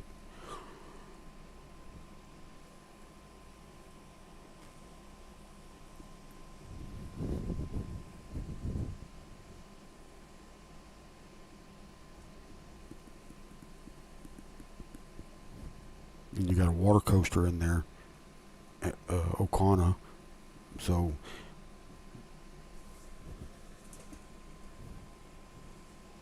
and I've always said that Hurricane Harbor needs a water coaster.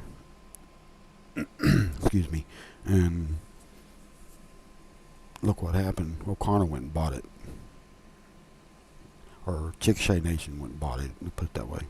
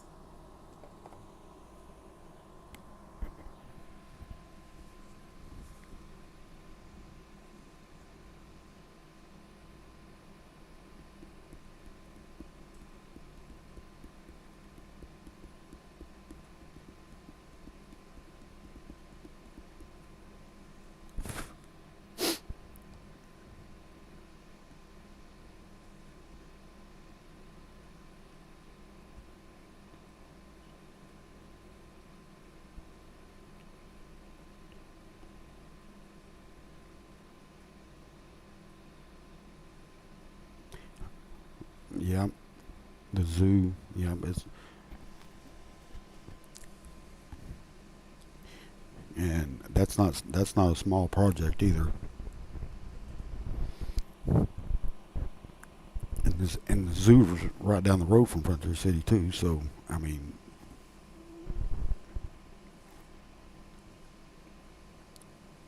and guess who's? Uh, let's see. I think he's. I think. I think he's the CEO of the zoo. He's former GM of Frontier City.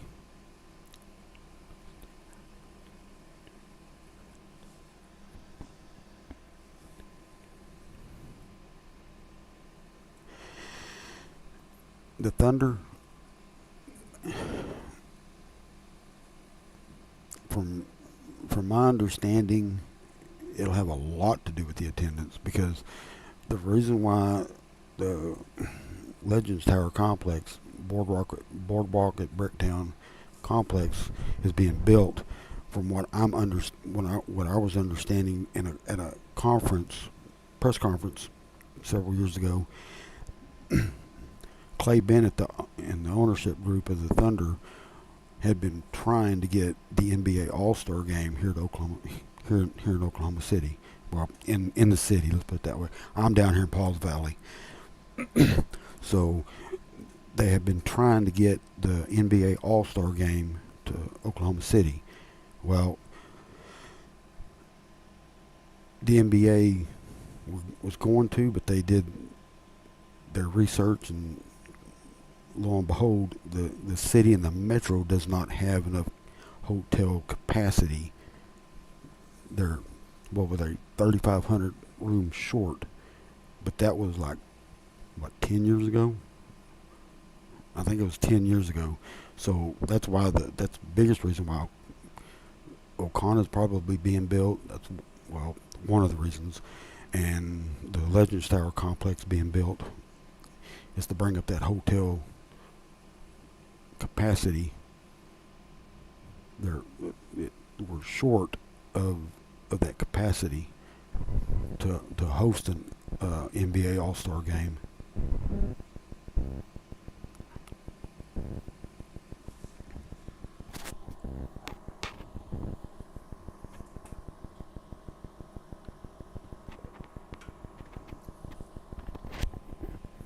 See, that's what I was talking about. Now with the Olympics coming in, I can't think that guy's name that talked about the tower itself, this phase 2 of it.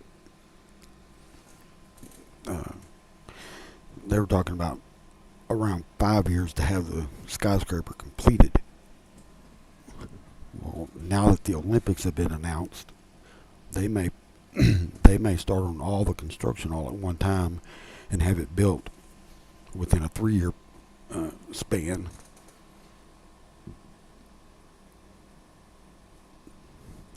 Especially in time for the Olympics.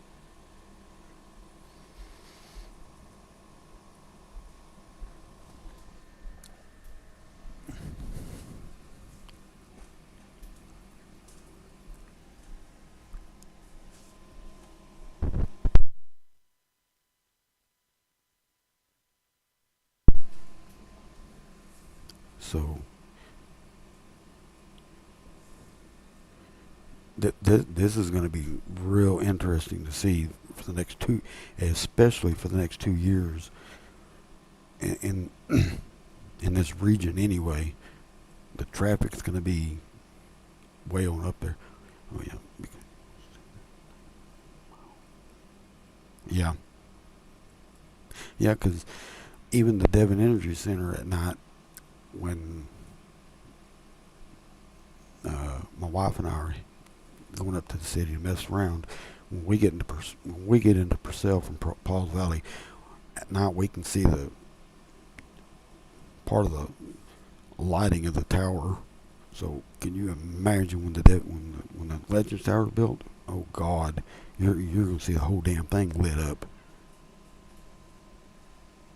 I don't know if you can see it all the way down towards Turner Falls.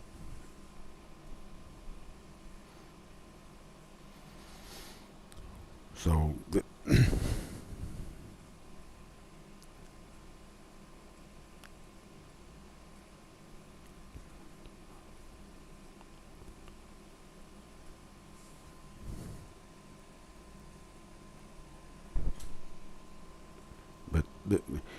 there's a lot going on for the next two years. Redoing the roads, and now they're going to have to really work on the roads. So there's a lot of things happening.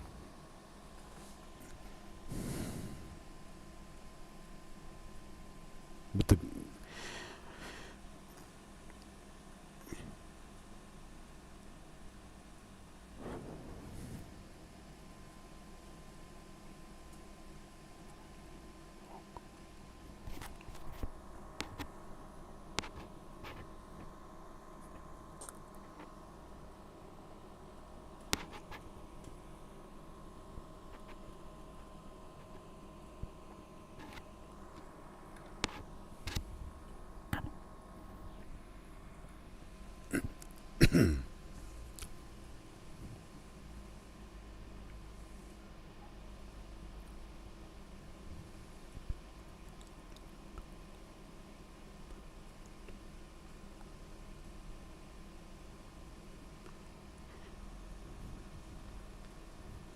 I missed that one. I didn't know Buc-ee's was coming in here.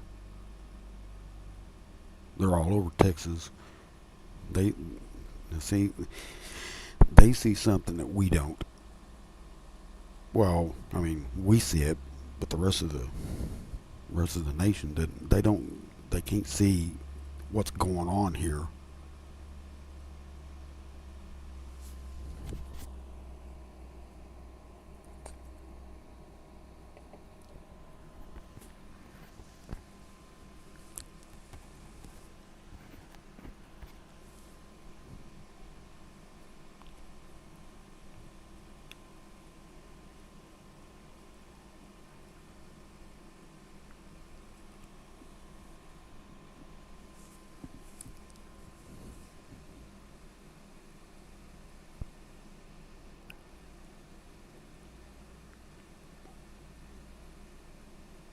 See, I didn't. I guess I didn't pay that much attention to it.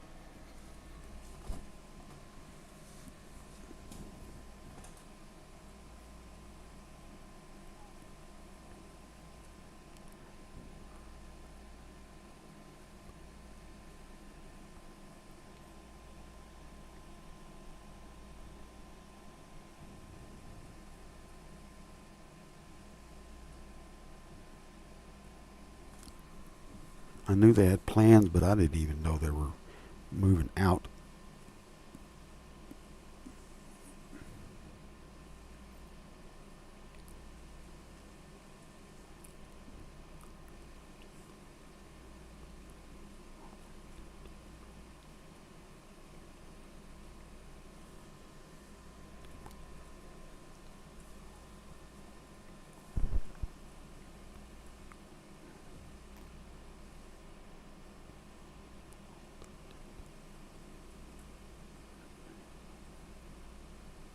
Hmm.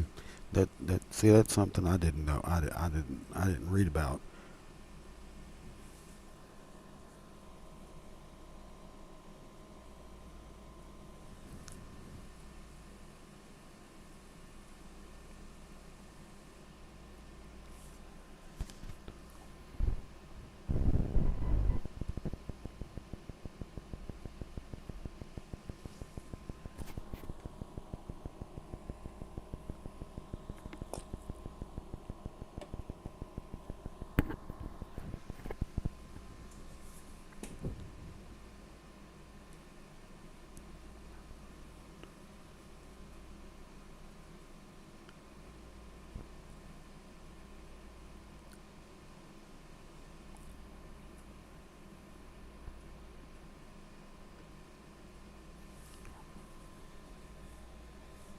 And you do all.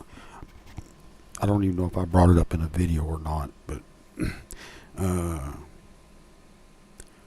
the NFL has been looking heavily into expanding to 40 teams by the end of this decade,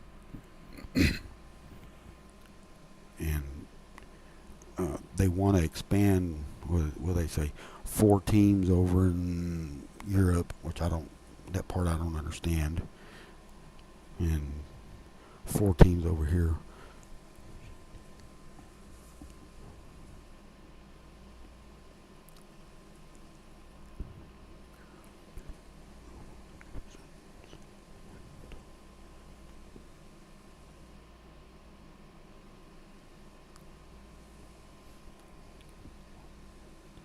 Chick-fil-A in Newcastle was mentioned as well for location. I only heard one location. That's all I heard, and I don't remember which one it was. I think it was in between Oklahoma City and Tulsa, but I didn't know anything about down here in Pauls Valley, so I might have to look into that.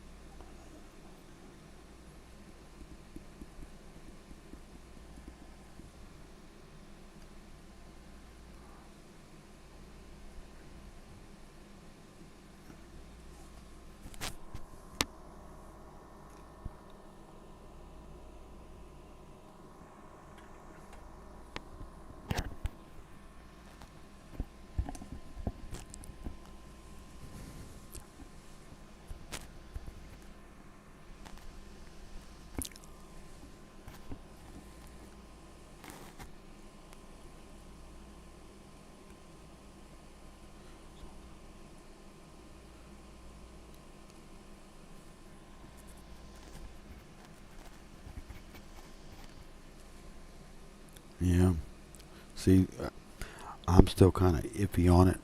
I mean, it'd be, it'd be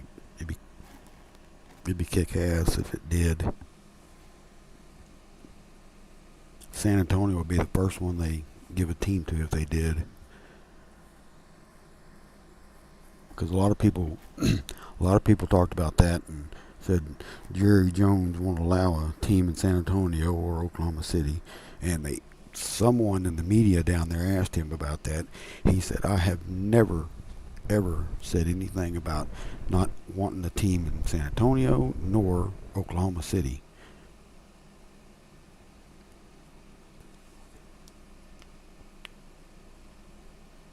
Because you got to remember, San Antonio hosted the Saints during Hurricane Katrina. Purcell, I mean, not Purcell. See, that's what I was saying. Purcell's a little bit more populated than Pauls Valley, not by much, but a little bit more populated, and it's a little bit closer to the metro.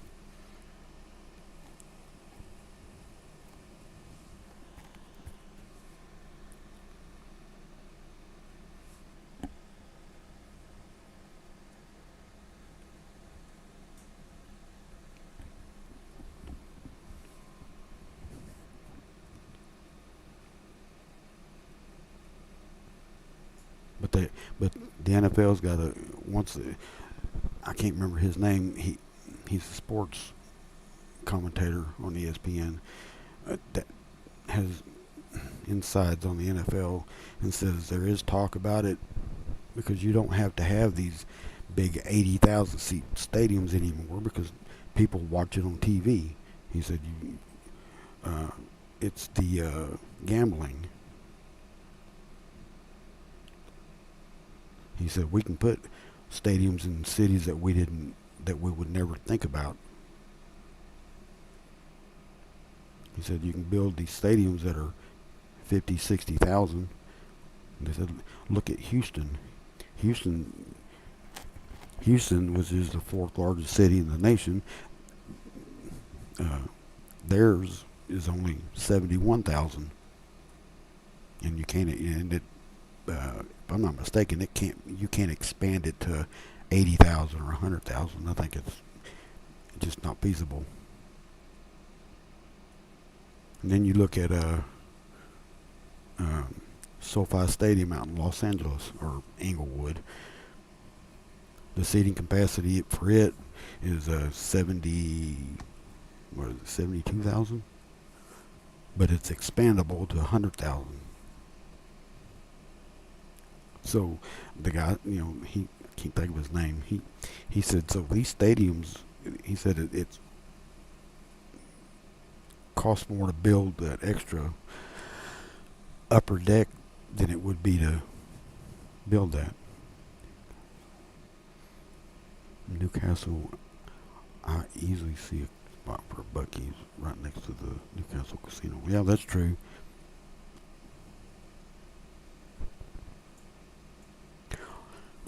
Or is that a Buc-ee's down there by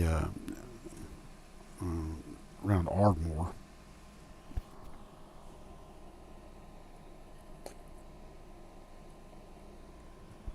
Around the casinos.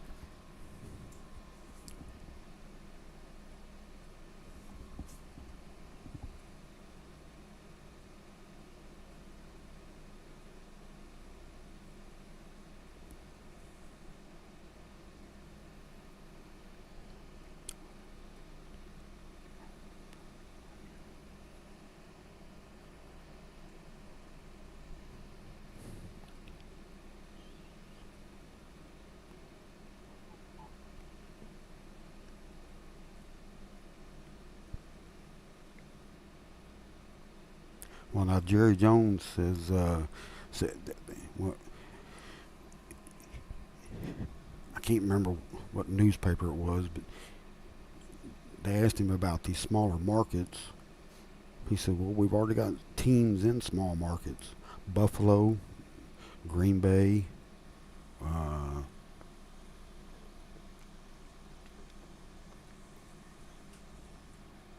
I know they've been around for decades, but still, he said He said, but I'm not the only owner in the NFL either. He says everybody keeps saying that, what is it, that I'm not going to allow these teams down here. He says I've never said that.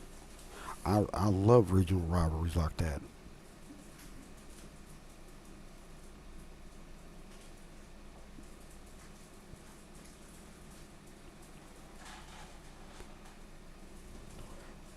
You know, who'd have thought who'd have thought that we would have gotten an NBA team? A lot of people said we couldn't. You know, the city and the state couldn't support it. Well, look, they're they're right in the middle of the pack.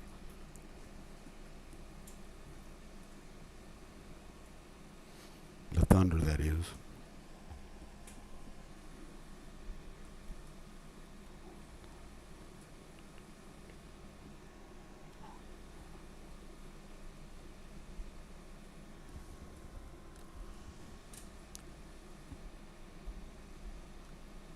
I mean, who'd have thought that the city and the state would get the Olympics?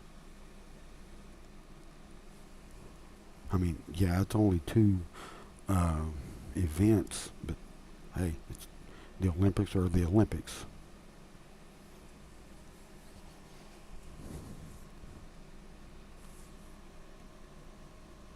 And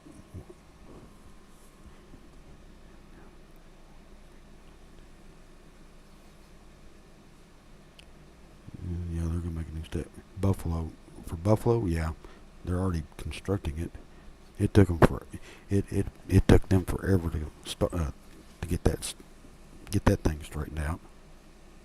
And that was one of the oldest stadiums in the league, besides Green Bay. But Green Bay's not going anywhere because it's owned by the city. But the point is Buffalo's got the Buffalo Sabres and Buffalo Bills. So, and that's a very tiny market, even though it's in New York, but still.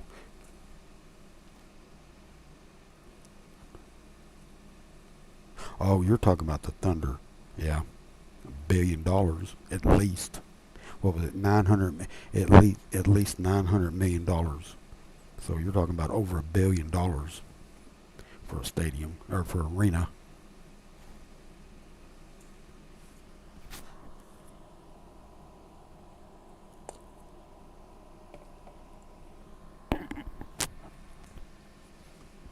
If you look where it's gonna, if you look where it's gonna be placed at, the old Cox Convention Center. That's what they were looking at, right across the street.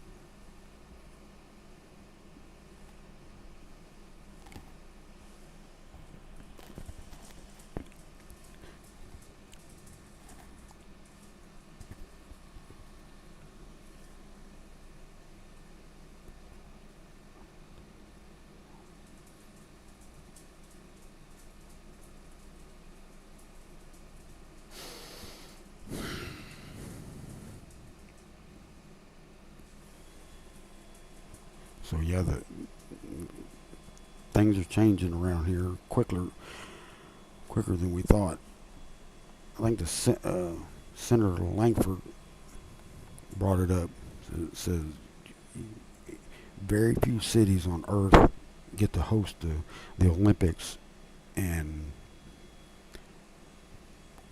we're the only chosen one other than with LA. So they get to come in and see what's all going on in the city and the state.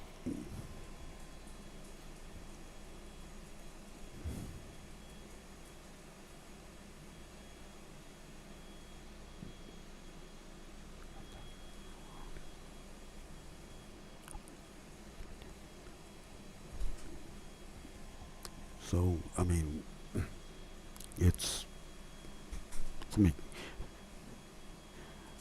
gonna be something to see.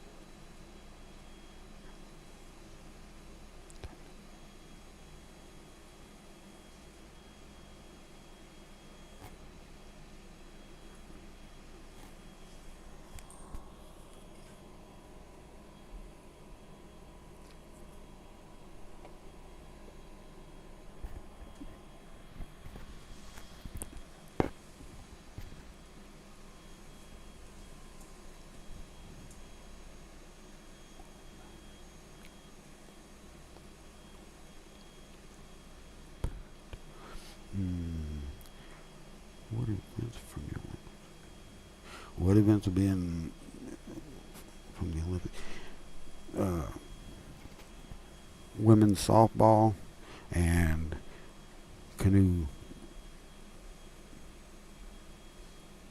Where canoe Sloak.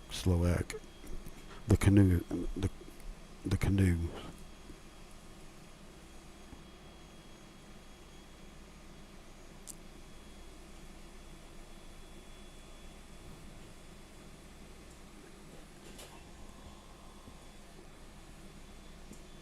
My question is are they going to do the women's softball first for the first week, and then the canoe events the second week, or are they going to throw it on at one time?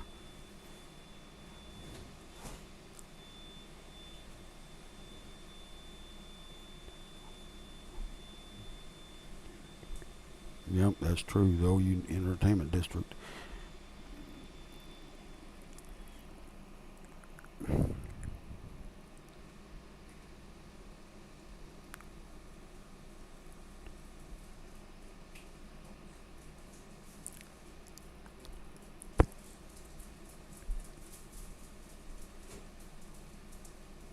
Yeah, I didn't get to see all of it. Everybody talked about it at work.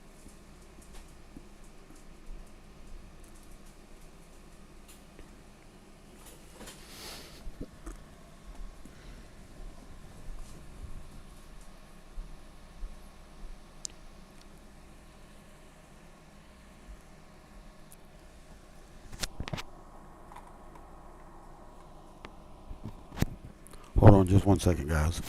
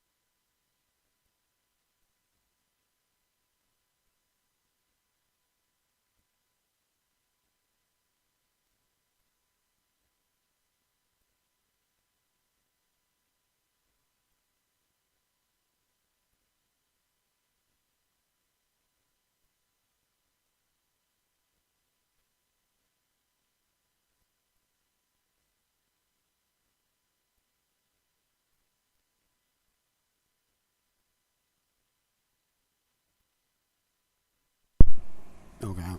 All right, I'm back.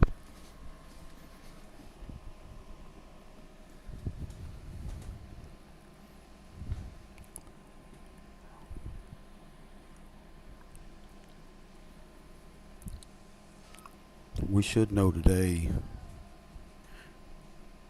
Well, at least I think we should know today what's going to happen, what the plans are with the merger about the season passes, memberships, the extra things that's going to happen with the all 42 properties, parks. That is. I'm really hoping that they're going to make one season pass for theme parks, and if you want to add the water parks, you have to add on to it or purchase some sort of a membership. That's my hope that they're going to do that.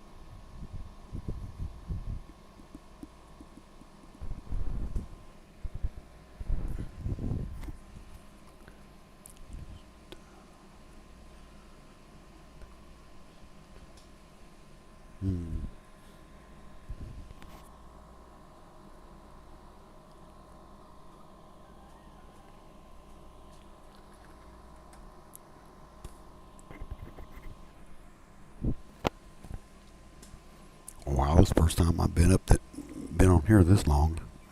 3.5 hours. I got 4 viewers.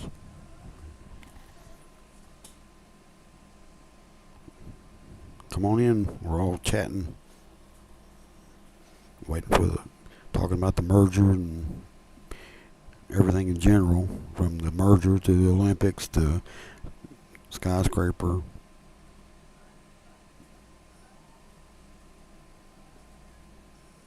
American Heartland Theme Park, Okana, almost all the entertainment that's coming into the city and the state.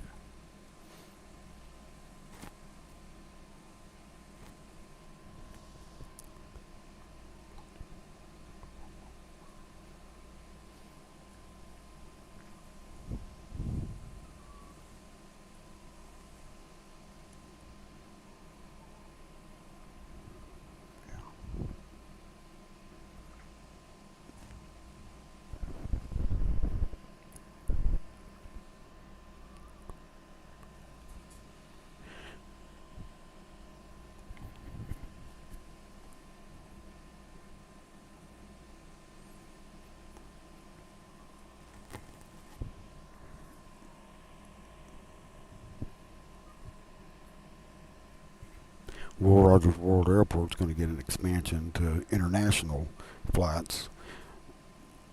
They'll have to now because of the Olympics.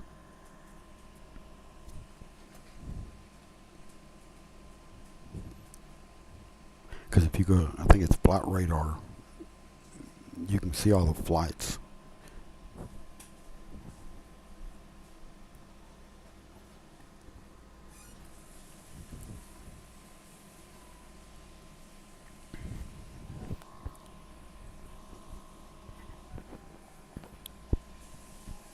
Hey, what's up, okay?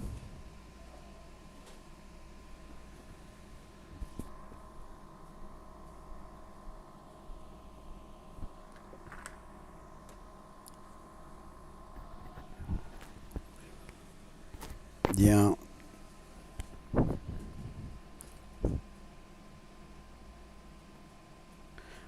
Still trying to figure out why would they rename it, because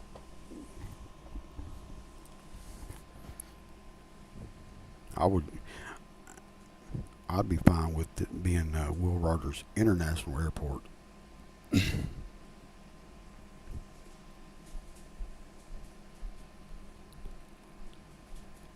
I don't know why I started a live stream at midnight for it. I think it just dawned on my head. Said, well, I'll try it. Because honestly, I didn't think my mic would actually work. And actually, I got it to work. So I don't know what I did, but it's working, and I'm not messing with it. I think tomorrow I might start a little earlier, quite a bit earlier. Probably after I get yard work done, and then come in here and start a live stream.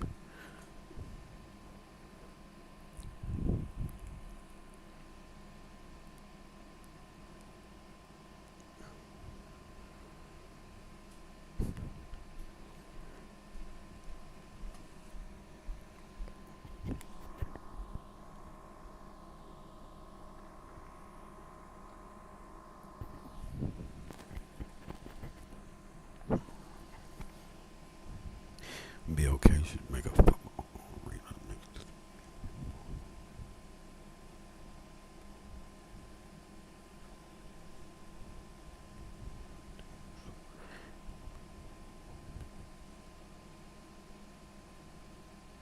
True.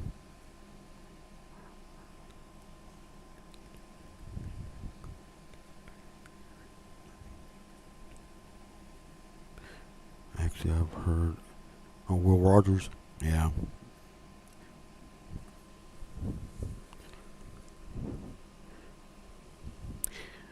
Some are that way. Some people hate it, and some people don't.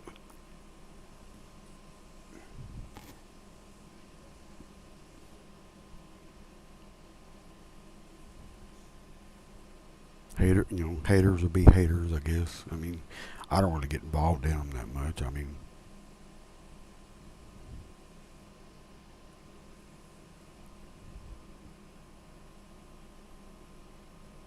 I read their comments about it, and I just laugh about it.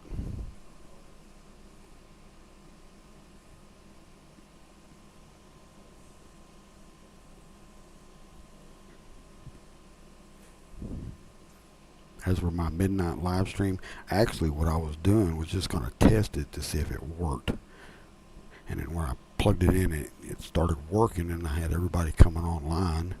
And I've been on ever since. So, of course, I'm off for the next couple of days. Thank God, to give me a break from work, and been chatting ever since. Do you know when they'll start back up? The plant with the American Heartland theme park, there hasn't been any construction on the site from the news channel up in Tulsa. I don't remember which one it was, but their plans are to get it fully operational by the end of 2026. My guess is that they're still working on the plans, because they had to redesign the park, because something about the FEMA floodplains in that area, they had to redo it.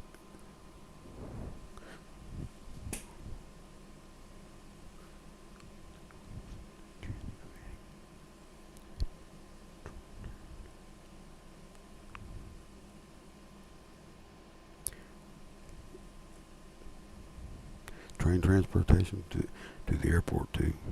That would be cool. Um, I've heard it most call it the Oklahoma City Airport.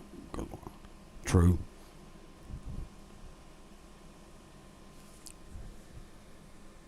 OKC World Airport, or OKC International Airport, Oklahoma International Airport.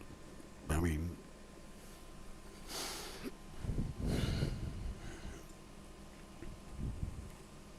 you got Wiley Post. Are they going to name it too?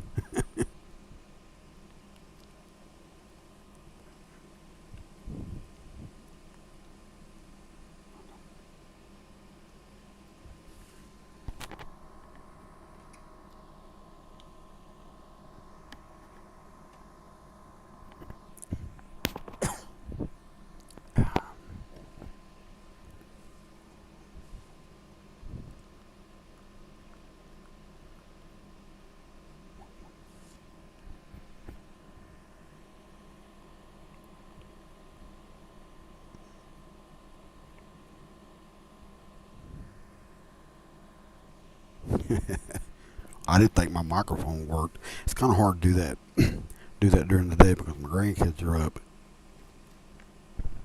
So, so if I so if I did that, then you're gonna hear them more than you're gonna hear me.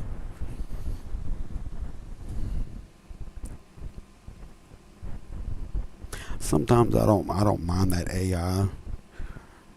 That way I can correct everything right there on the keyboard and see what needs to be typed, instead of me having to re-record, and go through all that stuff. So a lot of it's easier that way, I guess. Some people like it, some people don't.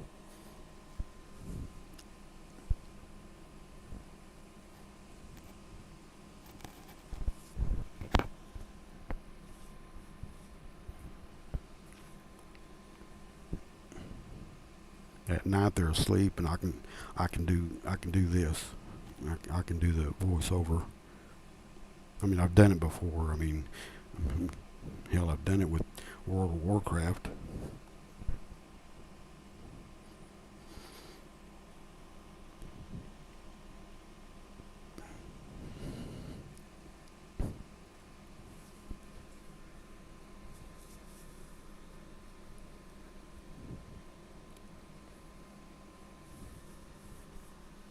I don't mind it.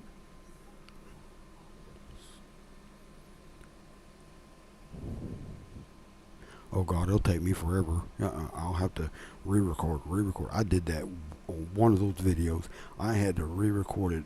It took me over an hour just to get everything set right because I said something wrong, or it didn't catch my voice right, or it cut out or whatever. It took me forever on that. So I'm like, oh, what the hell? I'll just do AI. At least I can see what I'm typing. I can put it in the correct spot. So yeah, it's okay for certain things. If you want to make a quick video, I'll just type it in. But if it's going to be a long one, then I may have to do the voiceover. Right now, my throat's a little dry because this heat, all this damn heat we've got.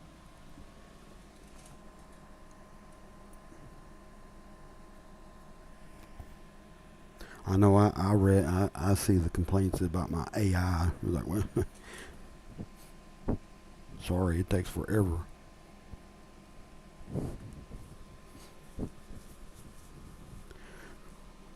Some people put up videos 2 or 3 times a day, and I'm like, I don't have time for that.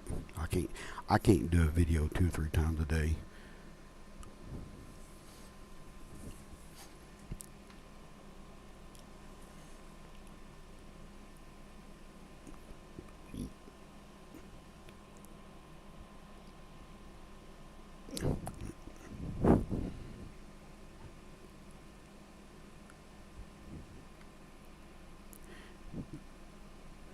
That AI voice it'd be fine if it did it that way.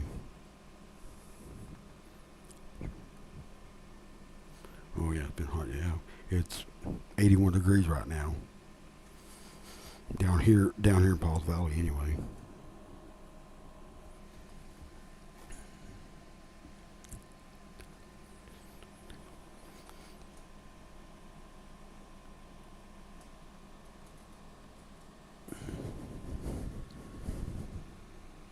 I do need to upgrade my system though.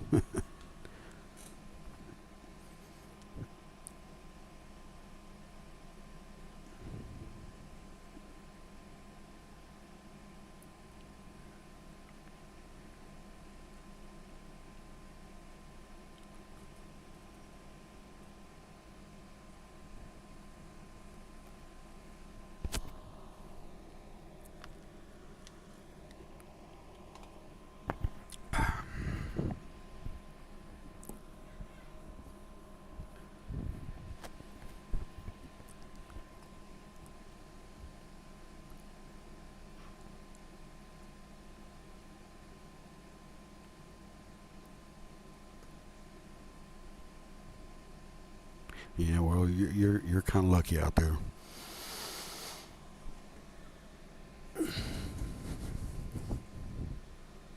Oh, I know. I saw that.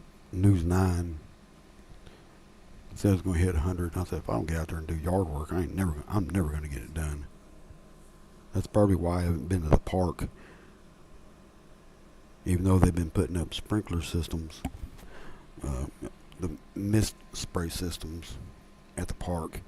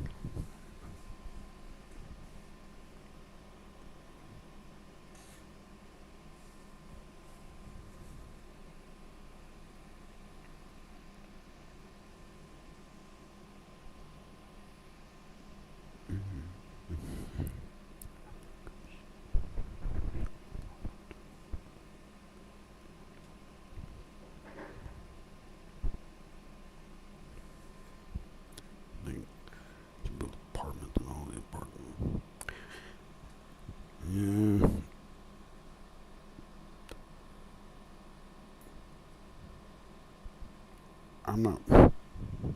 I don't know about that. The skyscraper is going to be. It's not going to be business.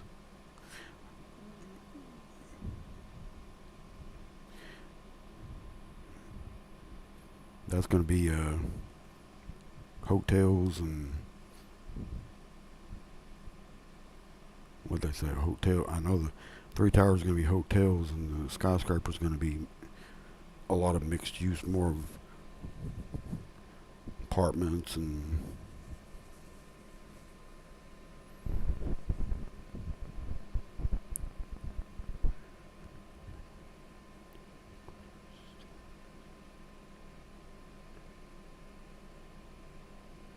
Ooh, Major League Baseball would die of a heart attack here.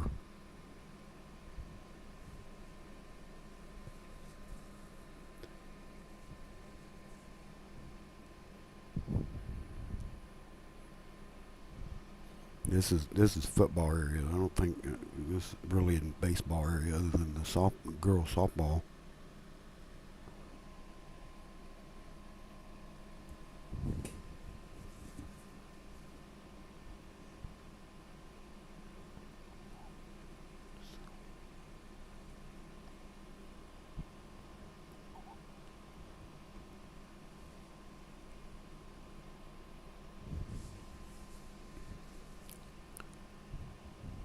Someone said the Bricktown ballpark is something about the mounds are different.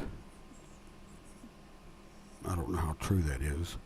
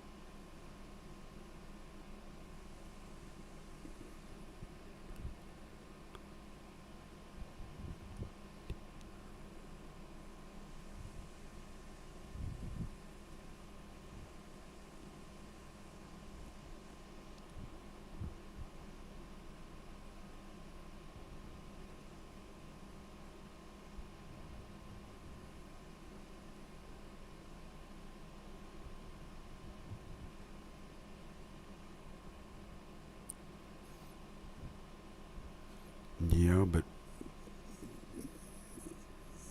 30,000. Well, yeah, but that's 82 home games. I don't know if the Metro could support that.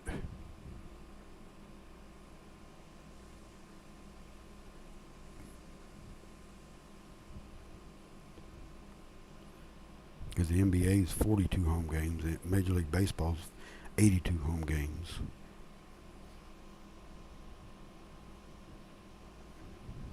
Besides that, I think they're looking more to football than anything else.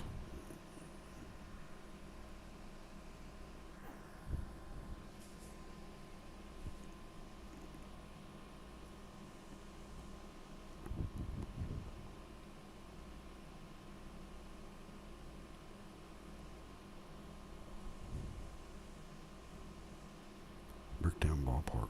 Mm.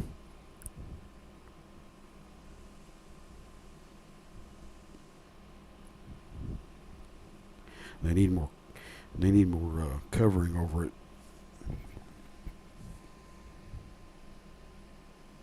It's too hot to play. That's why Arlington had to build a retractable roof dome stadium.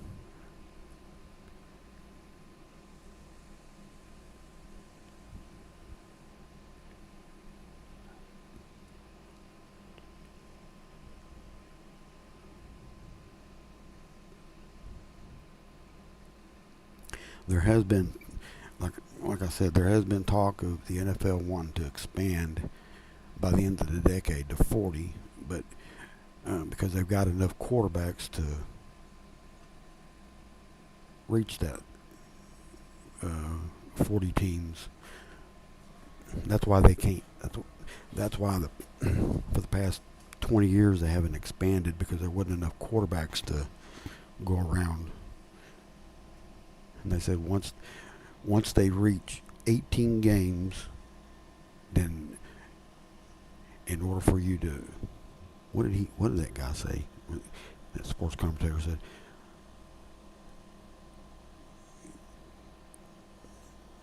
once you reach 18 games, to increase inventory, you have to increase teams.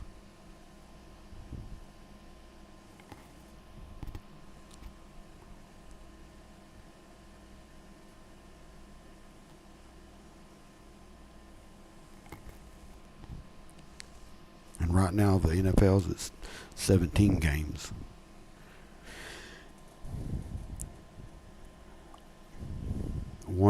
Another thing about having like the NFL, Major League Baseball, and NBA, you don't want to oversaturate the market.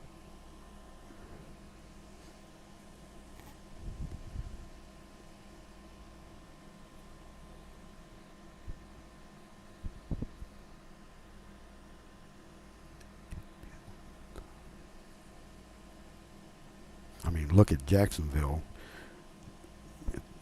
It's a little bit bigger market, but even when they were having, I'm talking about the NFL, when they were having playoffs, they couldn't even fill their stadium up.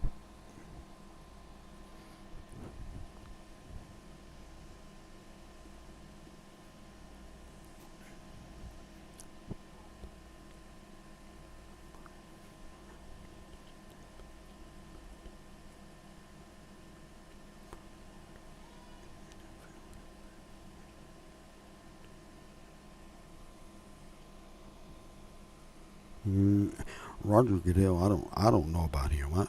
I don't really care too much about him, but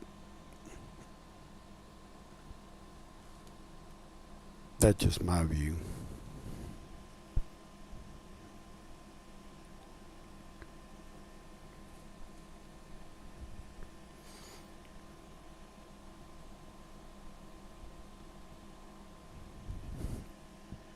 I do know years ago, decades ago actually, when they expanded to Jacksonville and Carolina, they had their eyesights on San Antonio and Oklahoma City because they were uh, uh, football markets.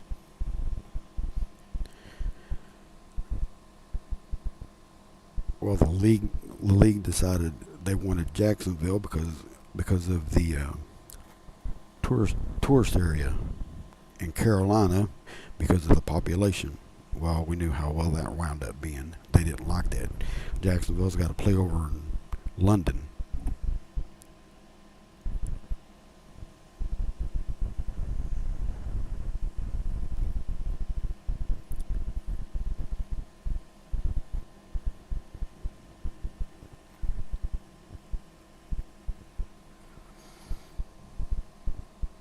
You'd have to have a big area for an NFL stadium.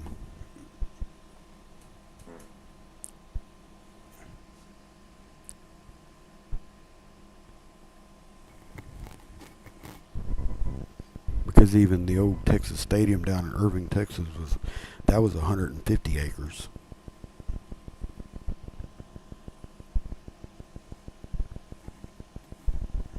That's including the parking lot and the stadium.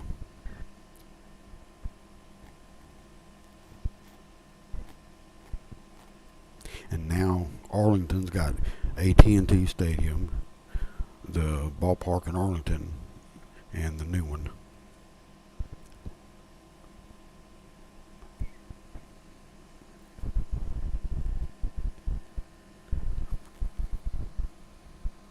Yep, that in Alabama.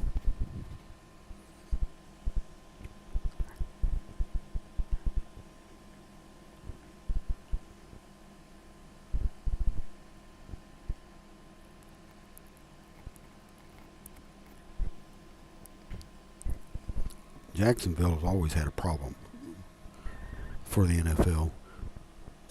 NFL blackouts all the time, and the league was having to cover their expenses.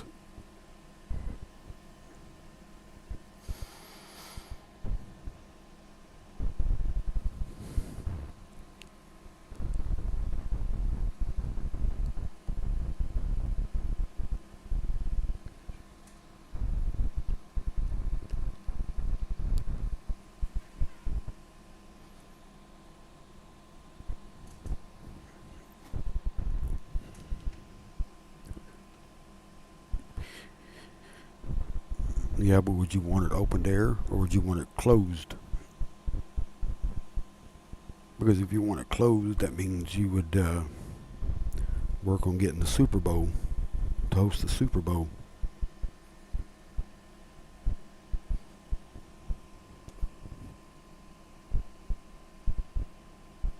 Hold on a minute, guys. I'll be right back.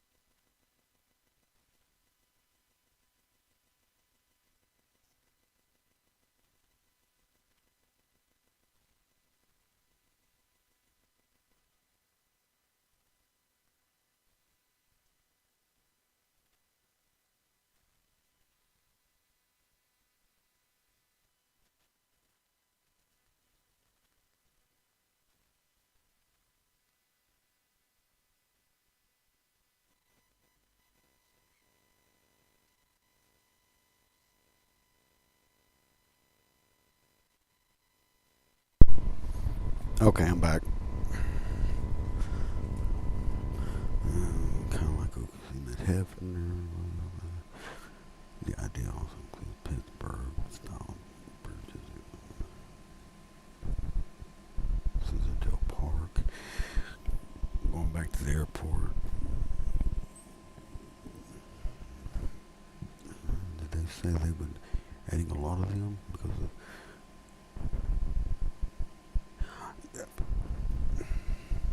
I saw the plans for the airport. It it only looked like just a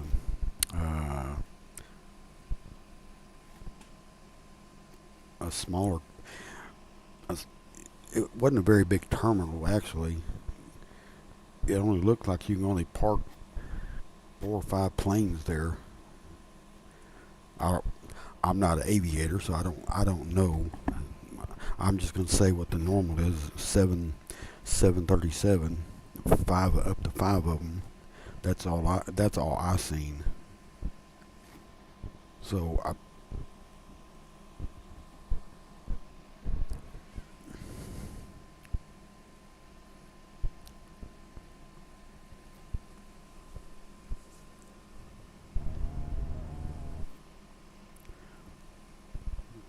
mean they can go back to the they can still go back to the drawing board, drafting paper and extend it out for the terminal. That is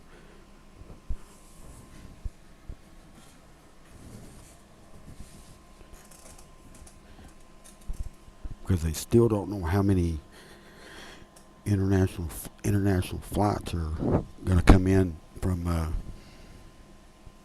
other countries for the Olympics here.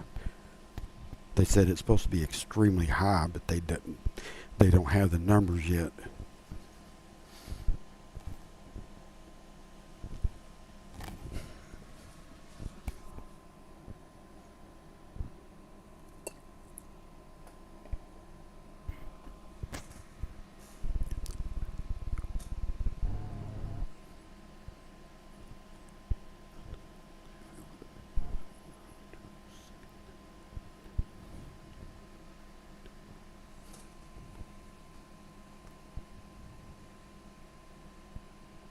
Burj Khalifa, yeah.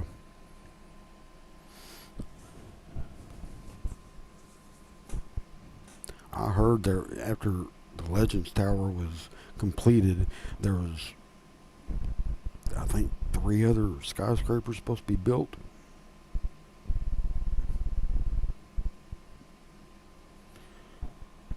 There was a website that showed 3 other skyscrapers that were planned under plans. That doesn't mean they're going to be built, but they're under planned.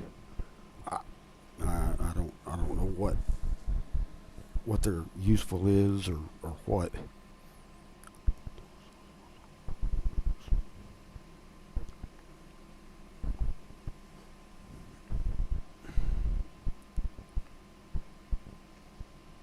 Because you got to remember when the Burj Khalifa was before it was built, all that was sand. There wasn't hardly anything out there. I know Tulsa's was also one, but Tulsa's they're going to have to after American Heart after the American Heartland theme park opens up, or just before it opens up. The Beck Tower is one of them. Yeah, that's the one I was talking about. The Beck Tower.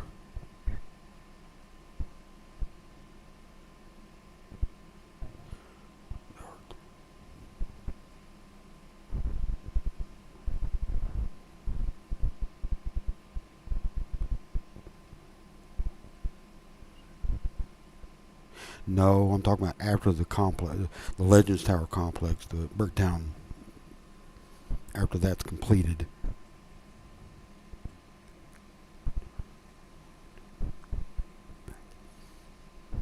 Yeah, see, that was a plan. I don't know. They said it was still in play, but they don't know when it's going to be, when it's even going to start. I don't know who's going to design it or anything.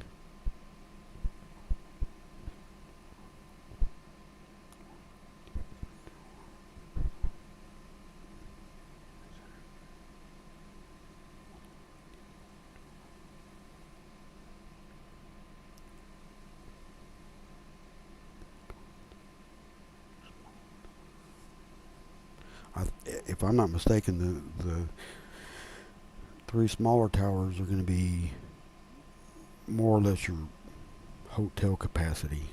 That's what I was understanding through what they were talking about. And then the skyscraper is going to be like your residential, more of residential than anything else. Nah, I don't use Discord.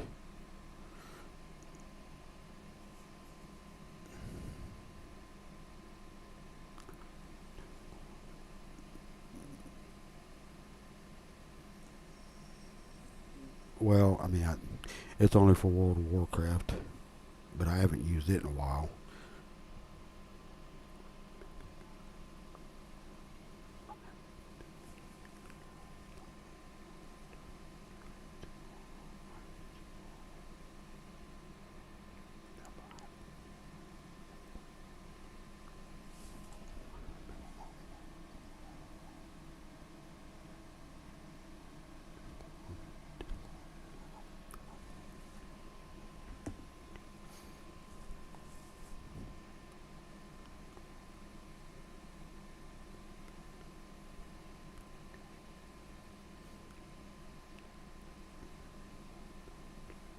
Oh, I've already seen the renderings for that Beck Tower.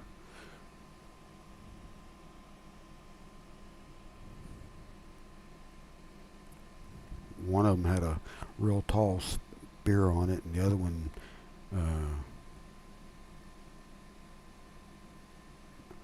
looked like it had a observation platform on it. There was two of them, I think.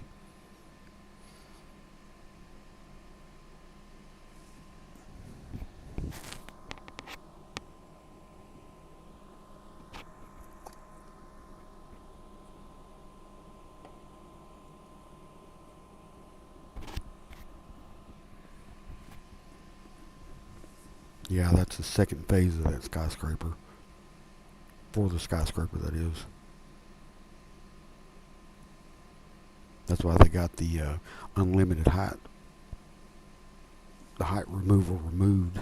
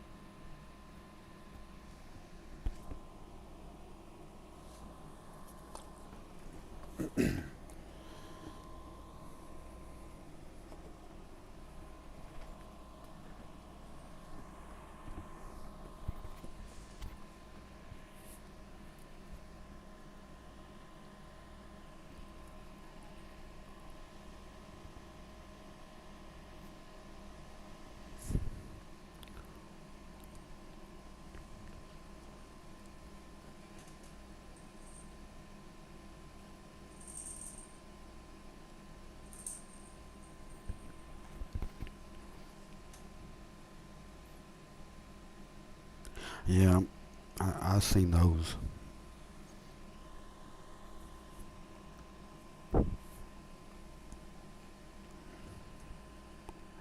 I think they had to design that because of the high winds.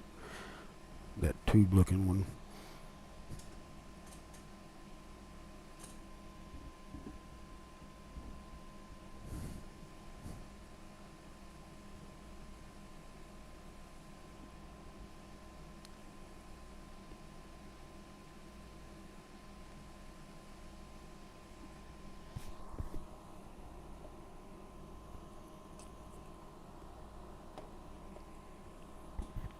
Because if you ever seen the documentary of the Burj Khalifa being built, or actually designed, they said they had to design it because of the height, because of all the wind. When you get up higher, they said it was a lot of wind, and they wanted put seats on there, and they said, well, you're going to have to be bolting those things down, and I'm not going to be the one sitting in them. So they had to design it so the wind, it would, a current, cyclones type. So they had to design it to where it would disrupt the wind current.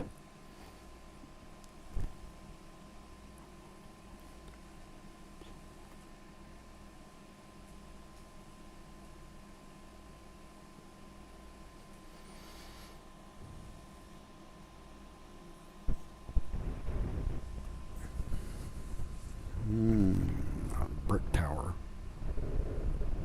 Bricktown skyscraper, a Bricktown skyscraper. Wow, that's a lot of bricks.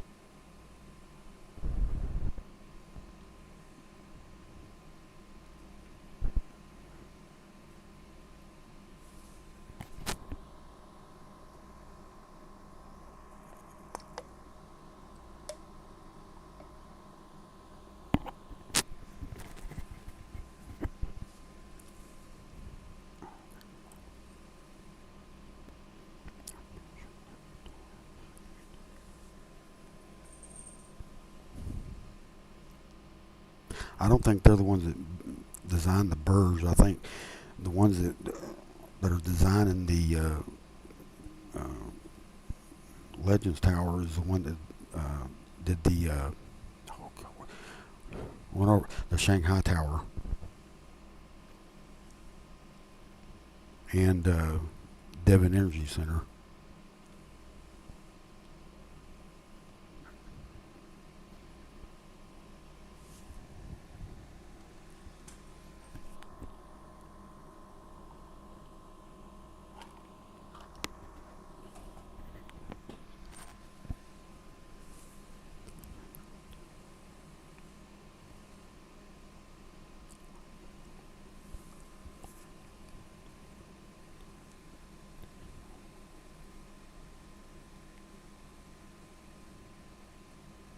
U-Haul building takes up too much space. Well, it, they don't need that big parking lot back there. All that is what they say, it's an overflow parking lot for the Thunder games.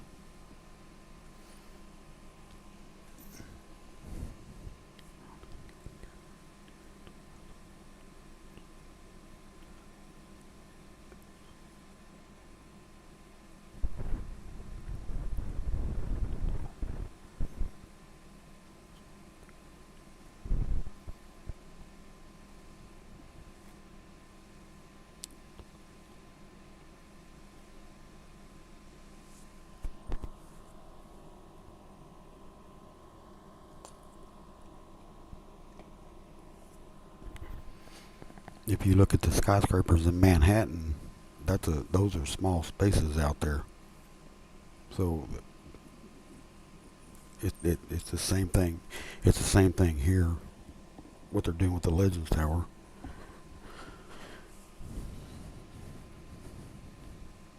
Except for we have room, they don't.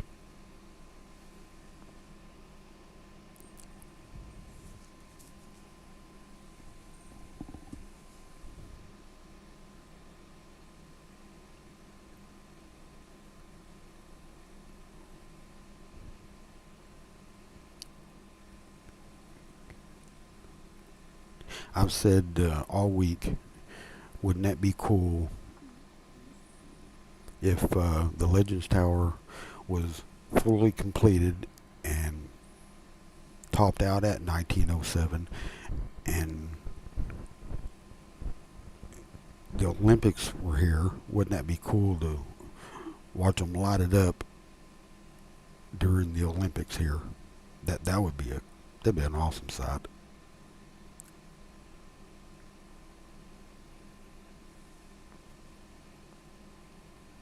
So the world, so the world can see.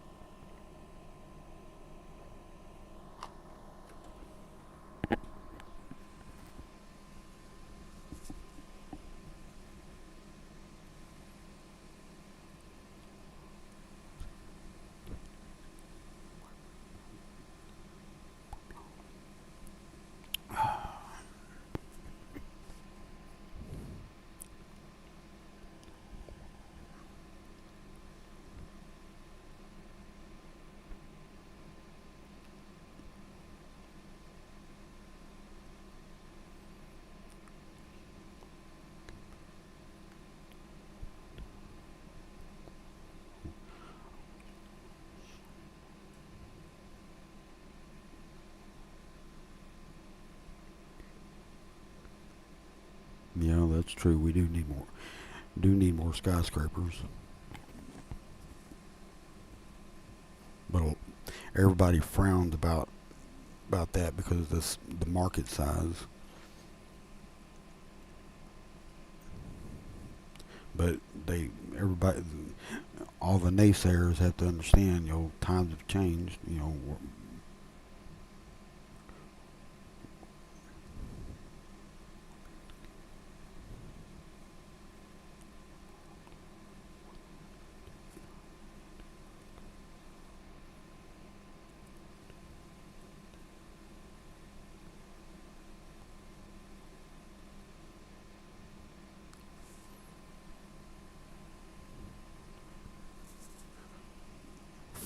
Fireworks on the Legend Tower. Yeah, I would say do it at the very top. That's what I would do. That way, because it looked like our version of lighting the cauldron for the Olympics.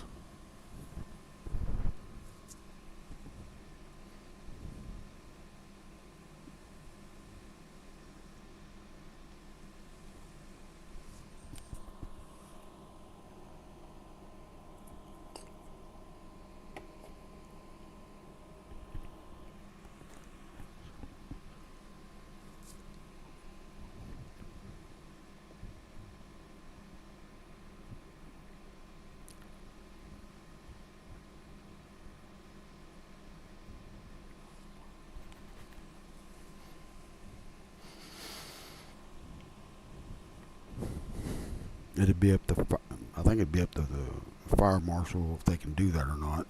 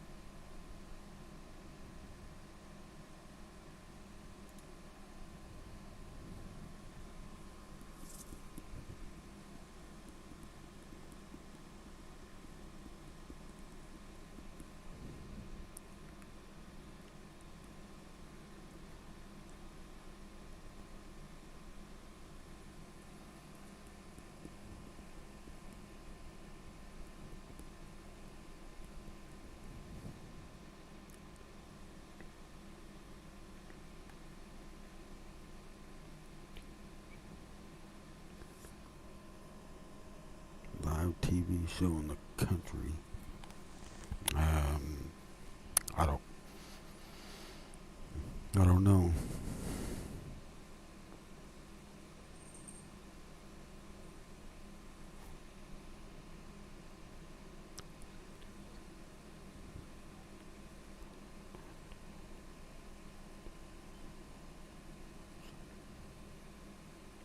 I saw that, and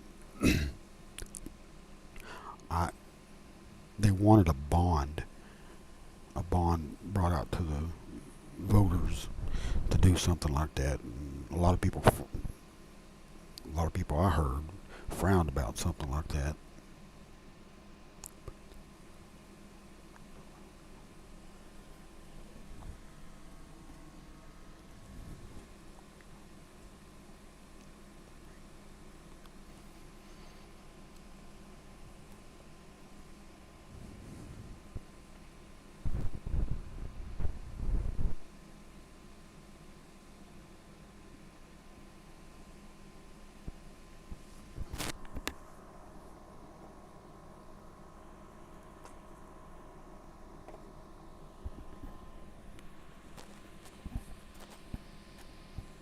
I mean, look at Kevin O'Leary, Mr. Wonderful. He's moving one of his businesses down here. I don't know where, but he's moving one of them down here. I think it's something that I can't remember what it was, but he's moving one of them down here because he didn't want to build some $2 billion investment up in Buffalo, up by Niagara Falls. So he came here, and he's building one here. The movie Twister 2, yeah, it's been filmed right here, or it already has.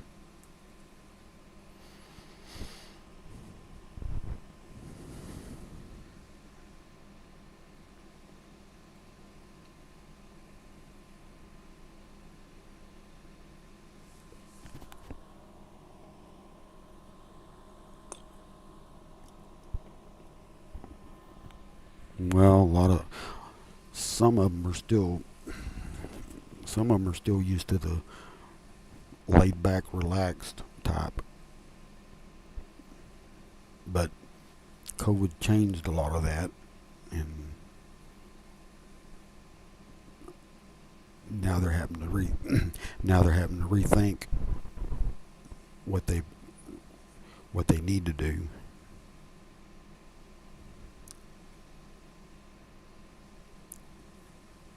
And a lot of people are iffy on more people are coming into the state, yeah, but a lot of people are iffy because of tornadoes. And we keep telling them tornadoes are not as bad as what you think.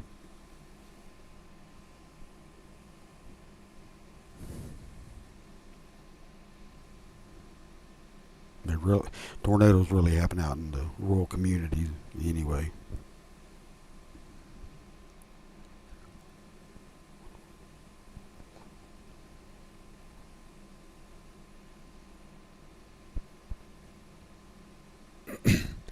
Well, they kind of do.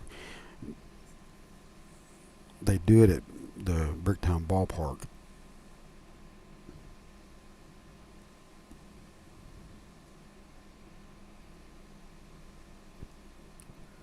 I'm talking about the Christmas type. They have it around the Bricktown Ballpark.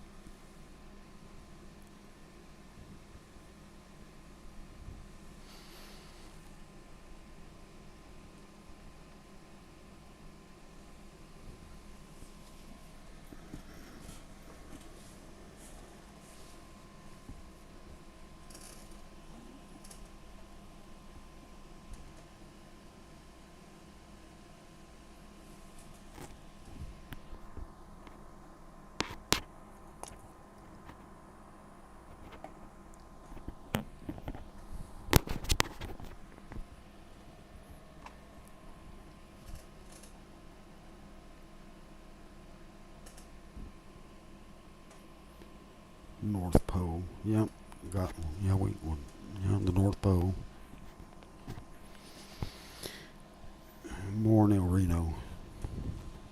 Yep, more El Reno. Norman.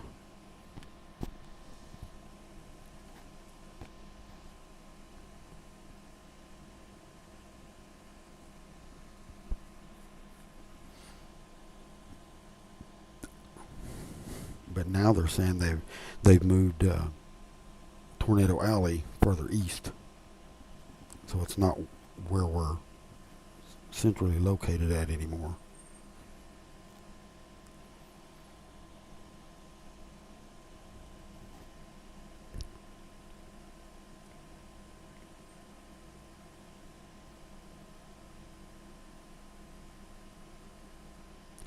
No, that tornado really won't harm it. They're built to withstand that.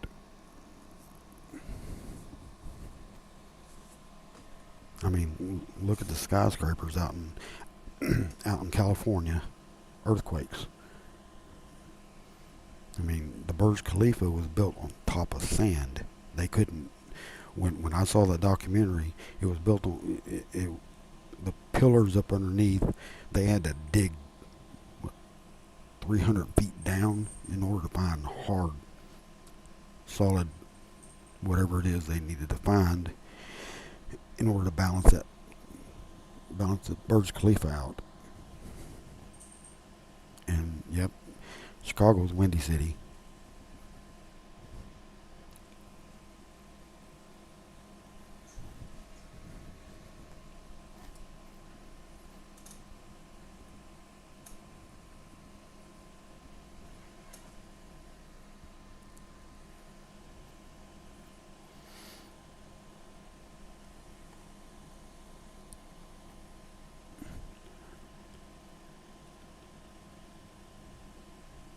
Yeah, Miami gets all those hurricanes.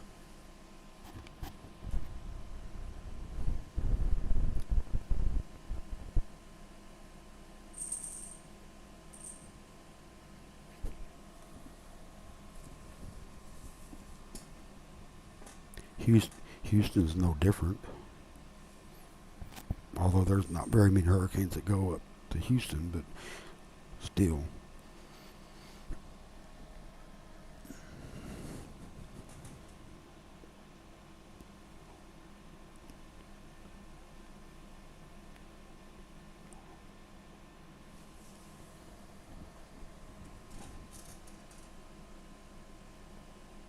True.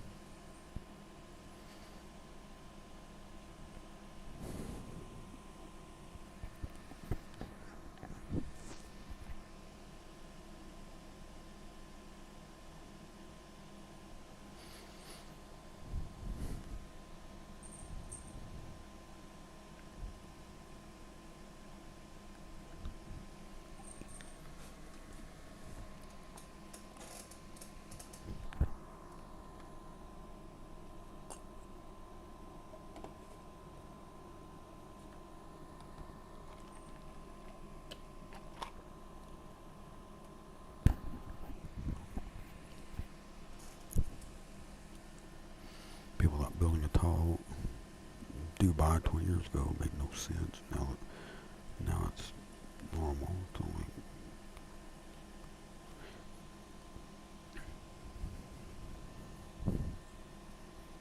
yeah, Dubai's building more skyscrapers.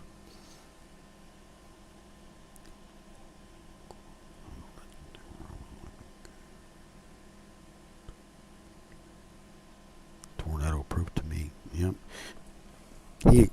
He clearly explained it to everyone in the council meeting that the inner core is at least 3 feet thick.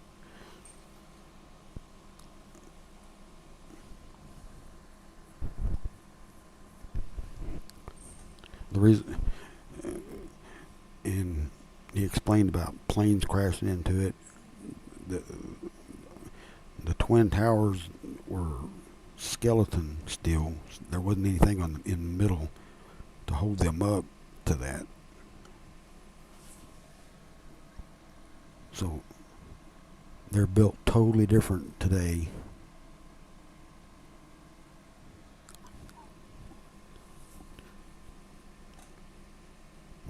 What I say, 300 feet thick? I meant that's what I meant.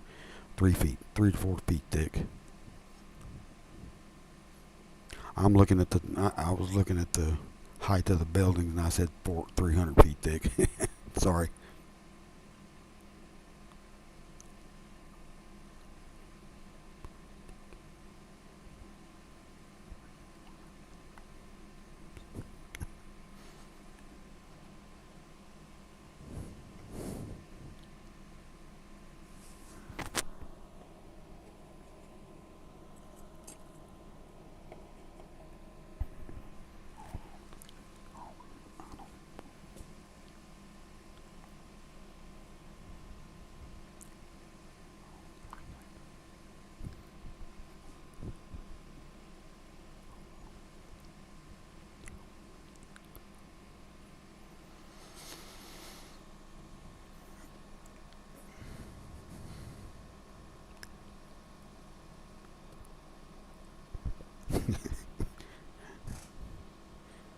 Yeah, that would be you'd be able to protect yourself from a nuclear bomb.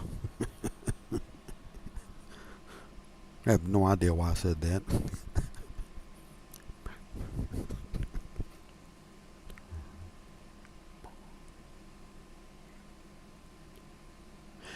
There was talk about that, but about a oil derrick. I don't know if they're still going to build it or not. It's supposed to be over there by the uh,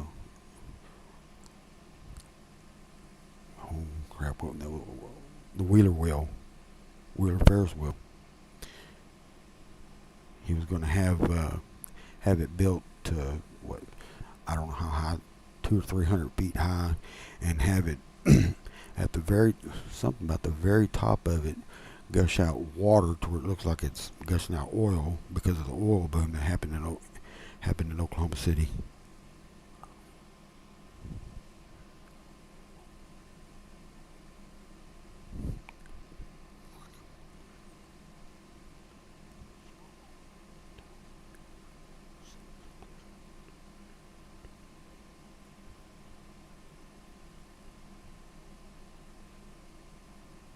Yeah, he did say that.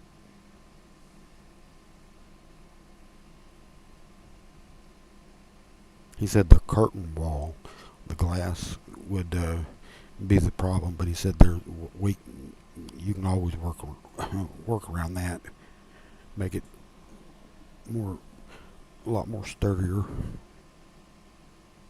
Because if you can remember, tornado hit downtown Fort Worth and tore up that one building. But look how old that building is too.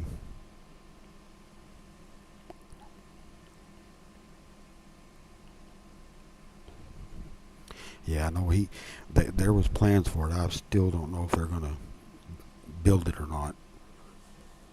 It was on either KOCO or Channel 9, News 9. I don't remember which one it was. It was going to be an observation deck, is what it was going to be.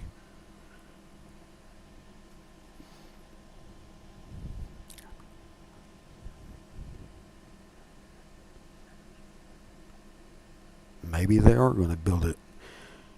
I don't know how wide or big it's going to be, but there was talk about that. Then there was talk about a skyscraper being built. Oh, where was it at? In downtown OKC. I don't remember where it was at, or close to downtown OKC. It's going to be the same height as the skyscraper out at over Georgia.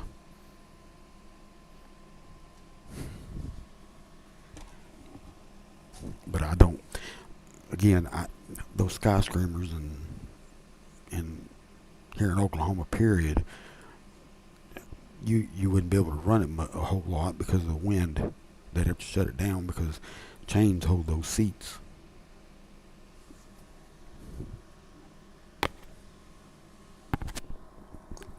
And I think that's why Frontier City didn't want to install a skyscraper, because it would be down, closed to due to high winds. That's what the Ferris wheel is.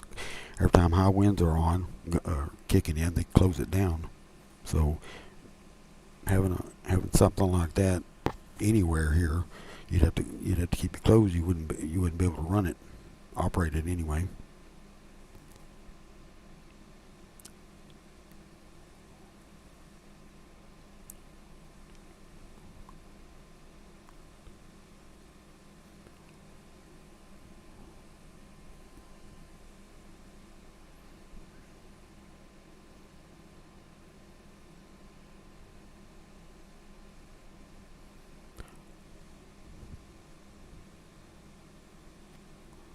Wheeler District supposed to fill out all the personal area, so I don't know if there's space.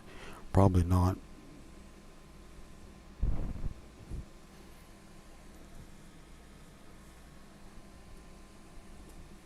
But that man had plans to build one. He was trying to get the city to approve, I guess, the height of it for that area.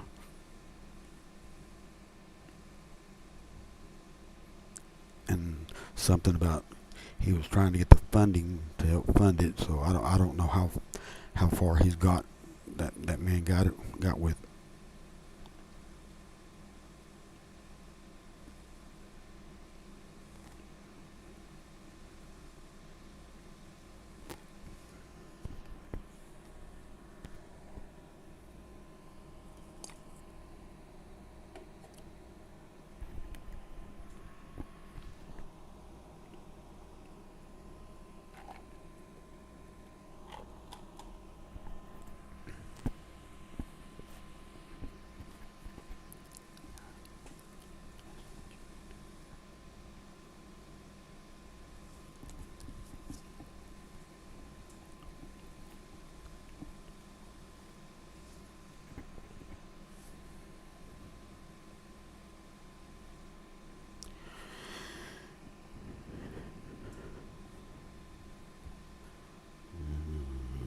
Tornado tower.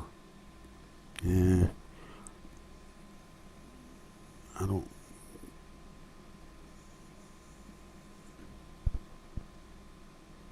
I think I think OKC just want the skyscrapers instead. That's that's what I'm understanding. They'd rather have the residential skyscrapers.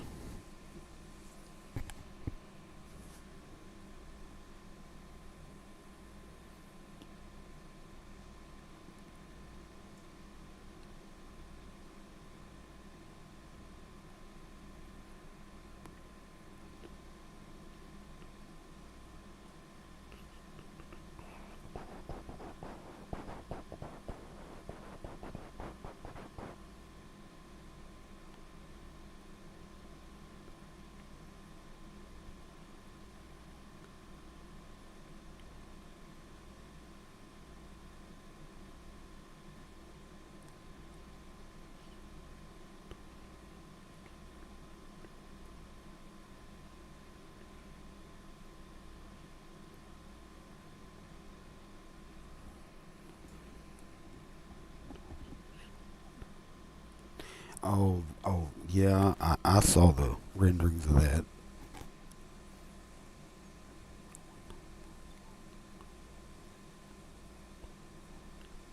Yeah, those renderings of a skyscraper look just like a tornado.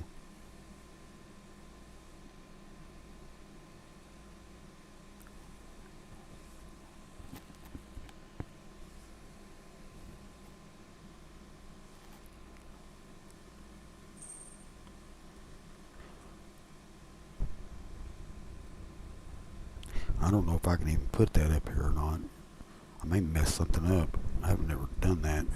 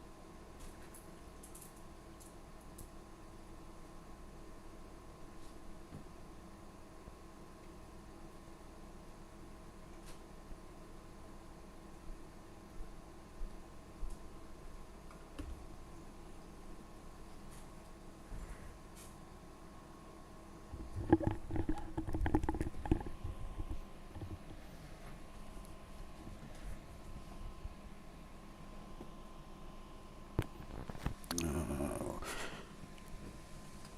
yeah, that tornado tower. Yeah, that's kind of odd. Her plans for world-class aquarium and grass plot from the legend tower. I wonder why they never won that.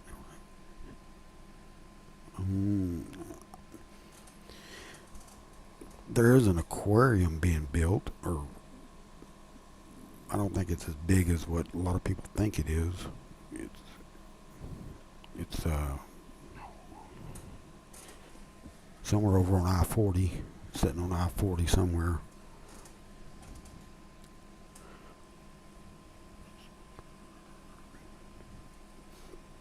Plans for soccer arena. That's already been approved. They haven't. I don't think they've started on that soccer stadium yet.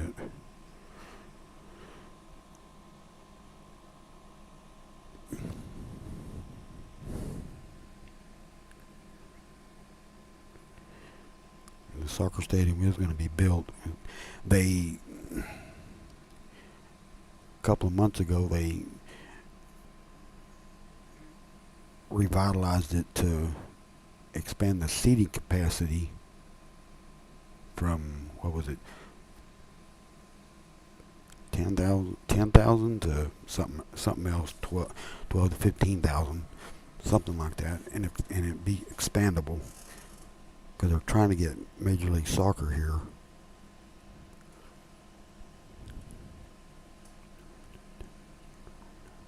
It's a different soccer arena.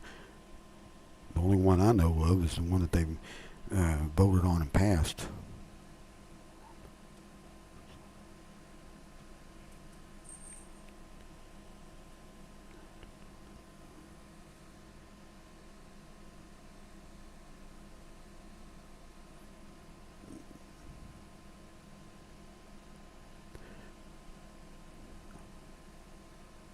Uh, I don't know anything about that one.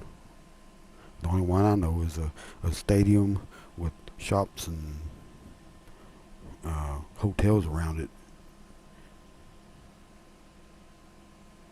Because there was two types of plans, Plan A or Plan B, and they went with Plan B. And come to find out, the city still had, what was it, 40 million extra funding dollars to go with, and they added to it. What I'm talking about, that's a soccer arena and houses and shops.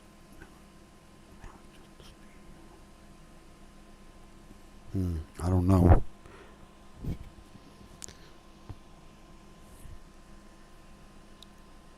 I don't know about that one. Just the stadium itself. Yeah, Quell Mall. That's where I was talking. The aquarium. Yeah, that's what I was thinking about.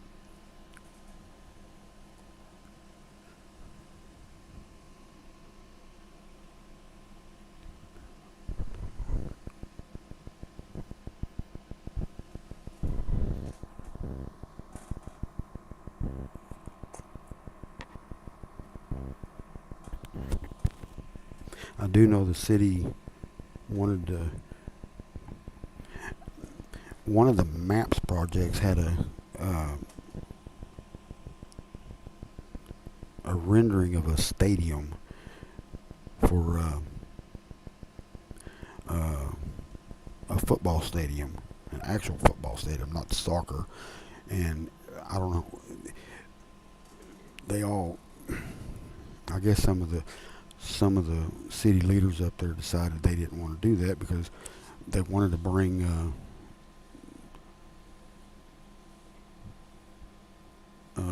what was it, NCAA, the national championship.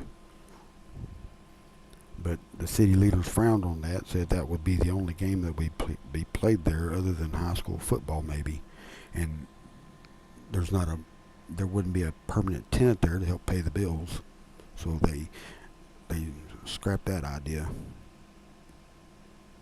The Oklahoman YouTube channel. Yeah, that's about what I'm turning it into. But I'm still going to keep it for Frontier City and Six Flags main topic. Everything else can just fall in place.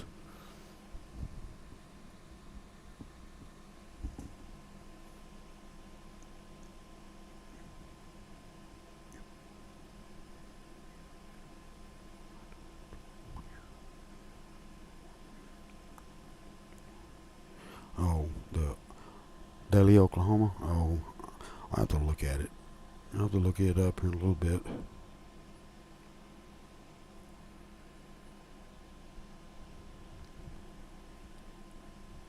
The aquarium. The only one I know of was over by I-40, unless that's what it's talking about.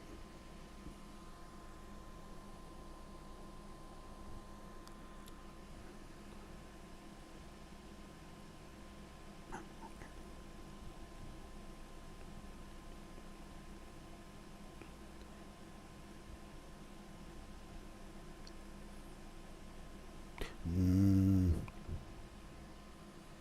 no, I'm talking about the.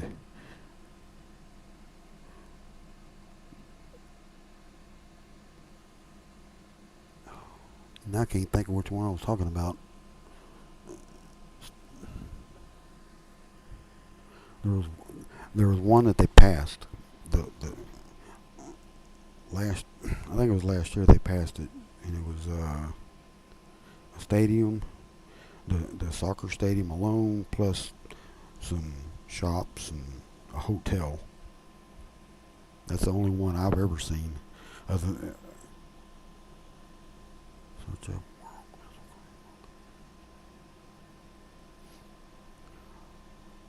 world class.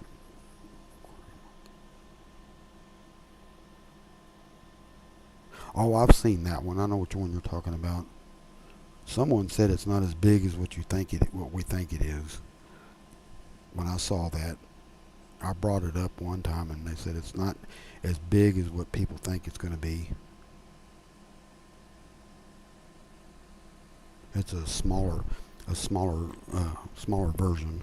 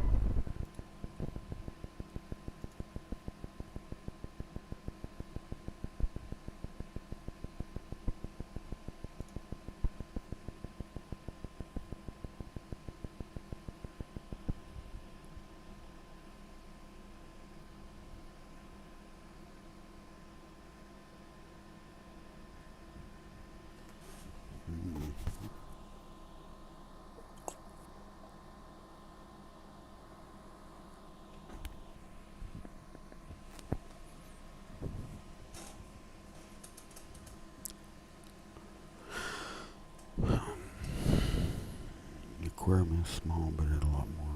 Aquarium, small tower, front of it, shops and restaurants and more. It was a whole district.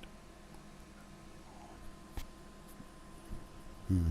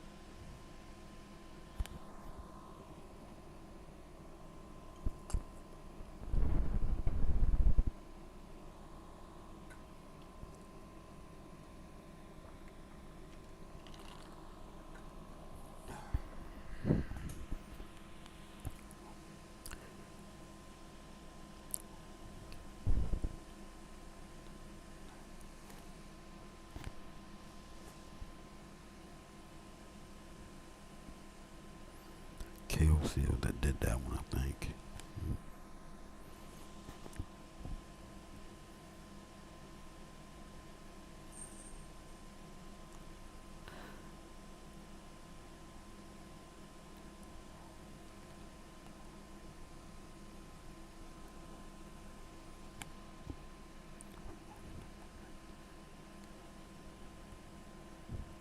Propose maps for aquarium.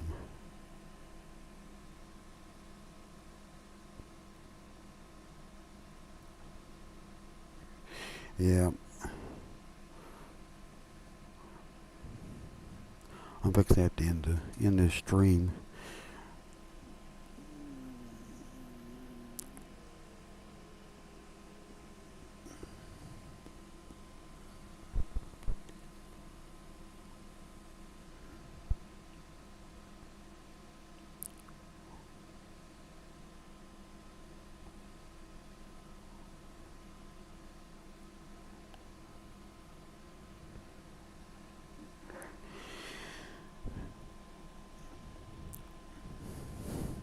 Well, guys, I'm gonna have to end this stream here pretty quick because it's already 4 a.m.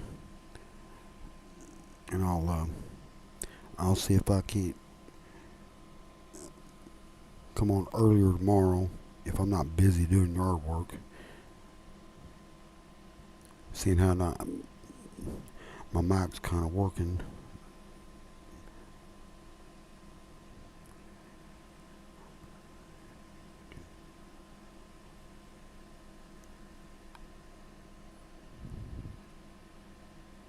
Yeah, I'll try and jump back on here.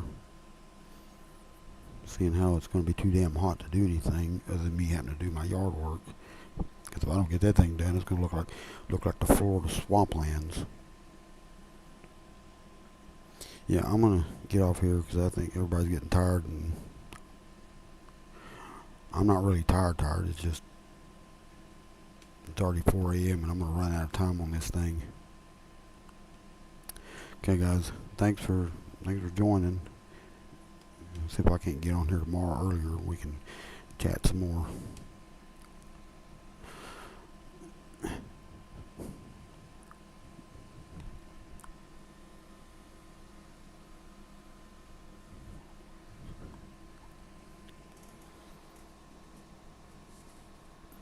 Anyhow,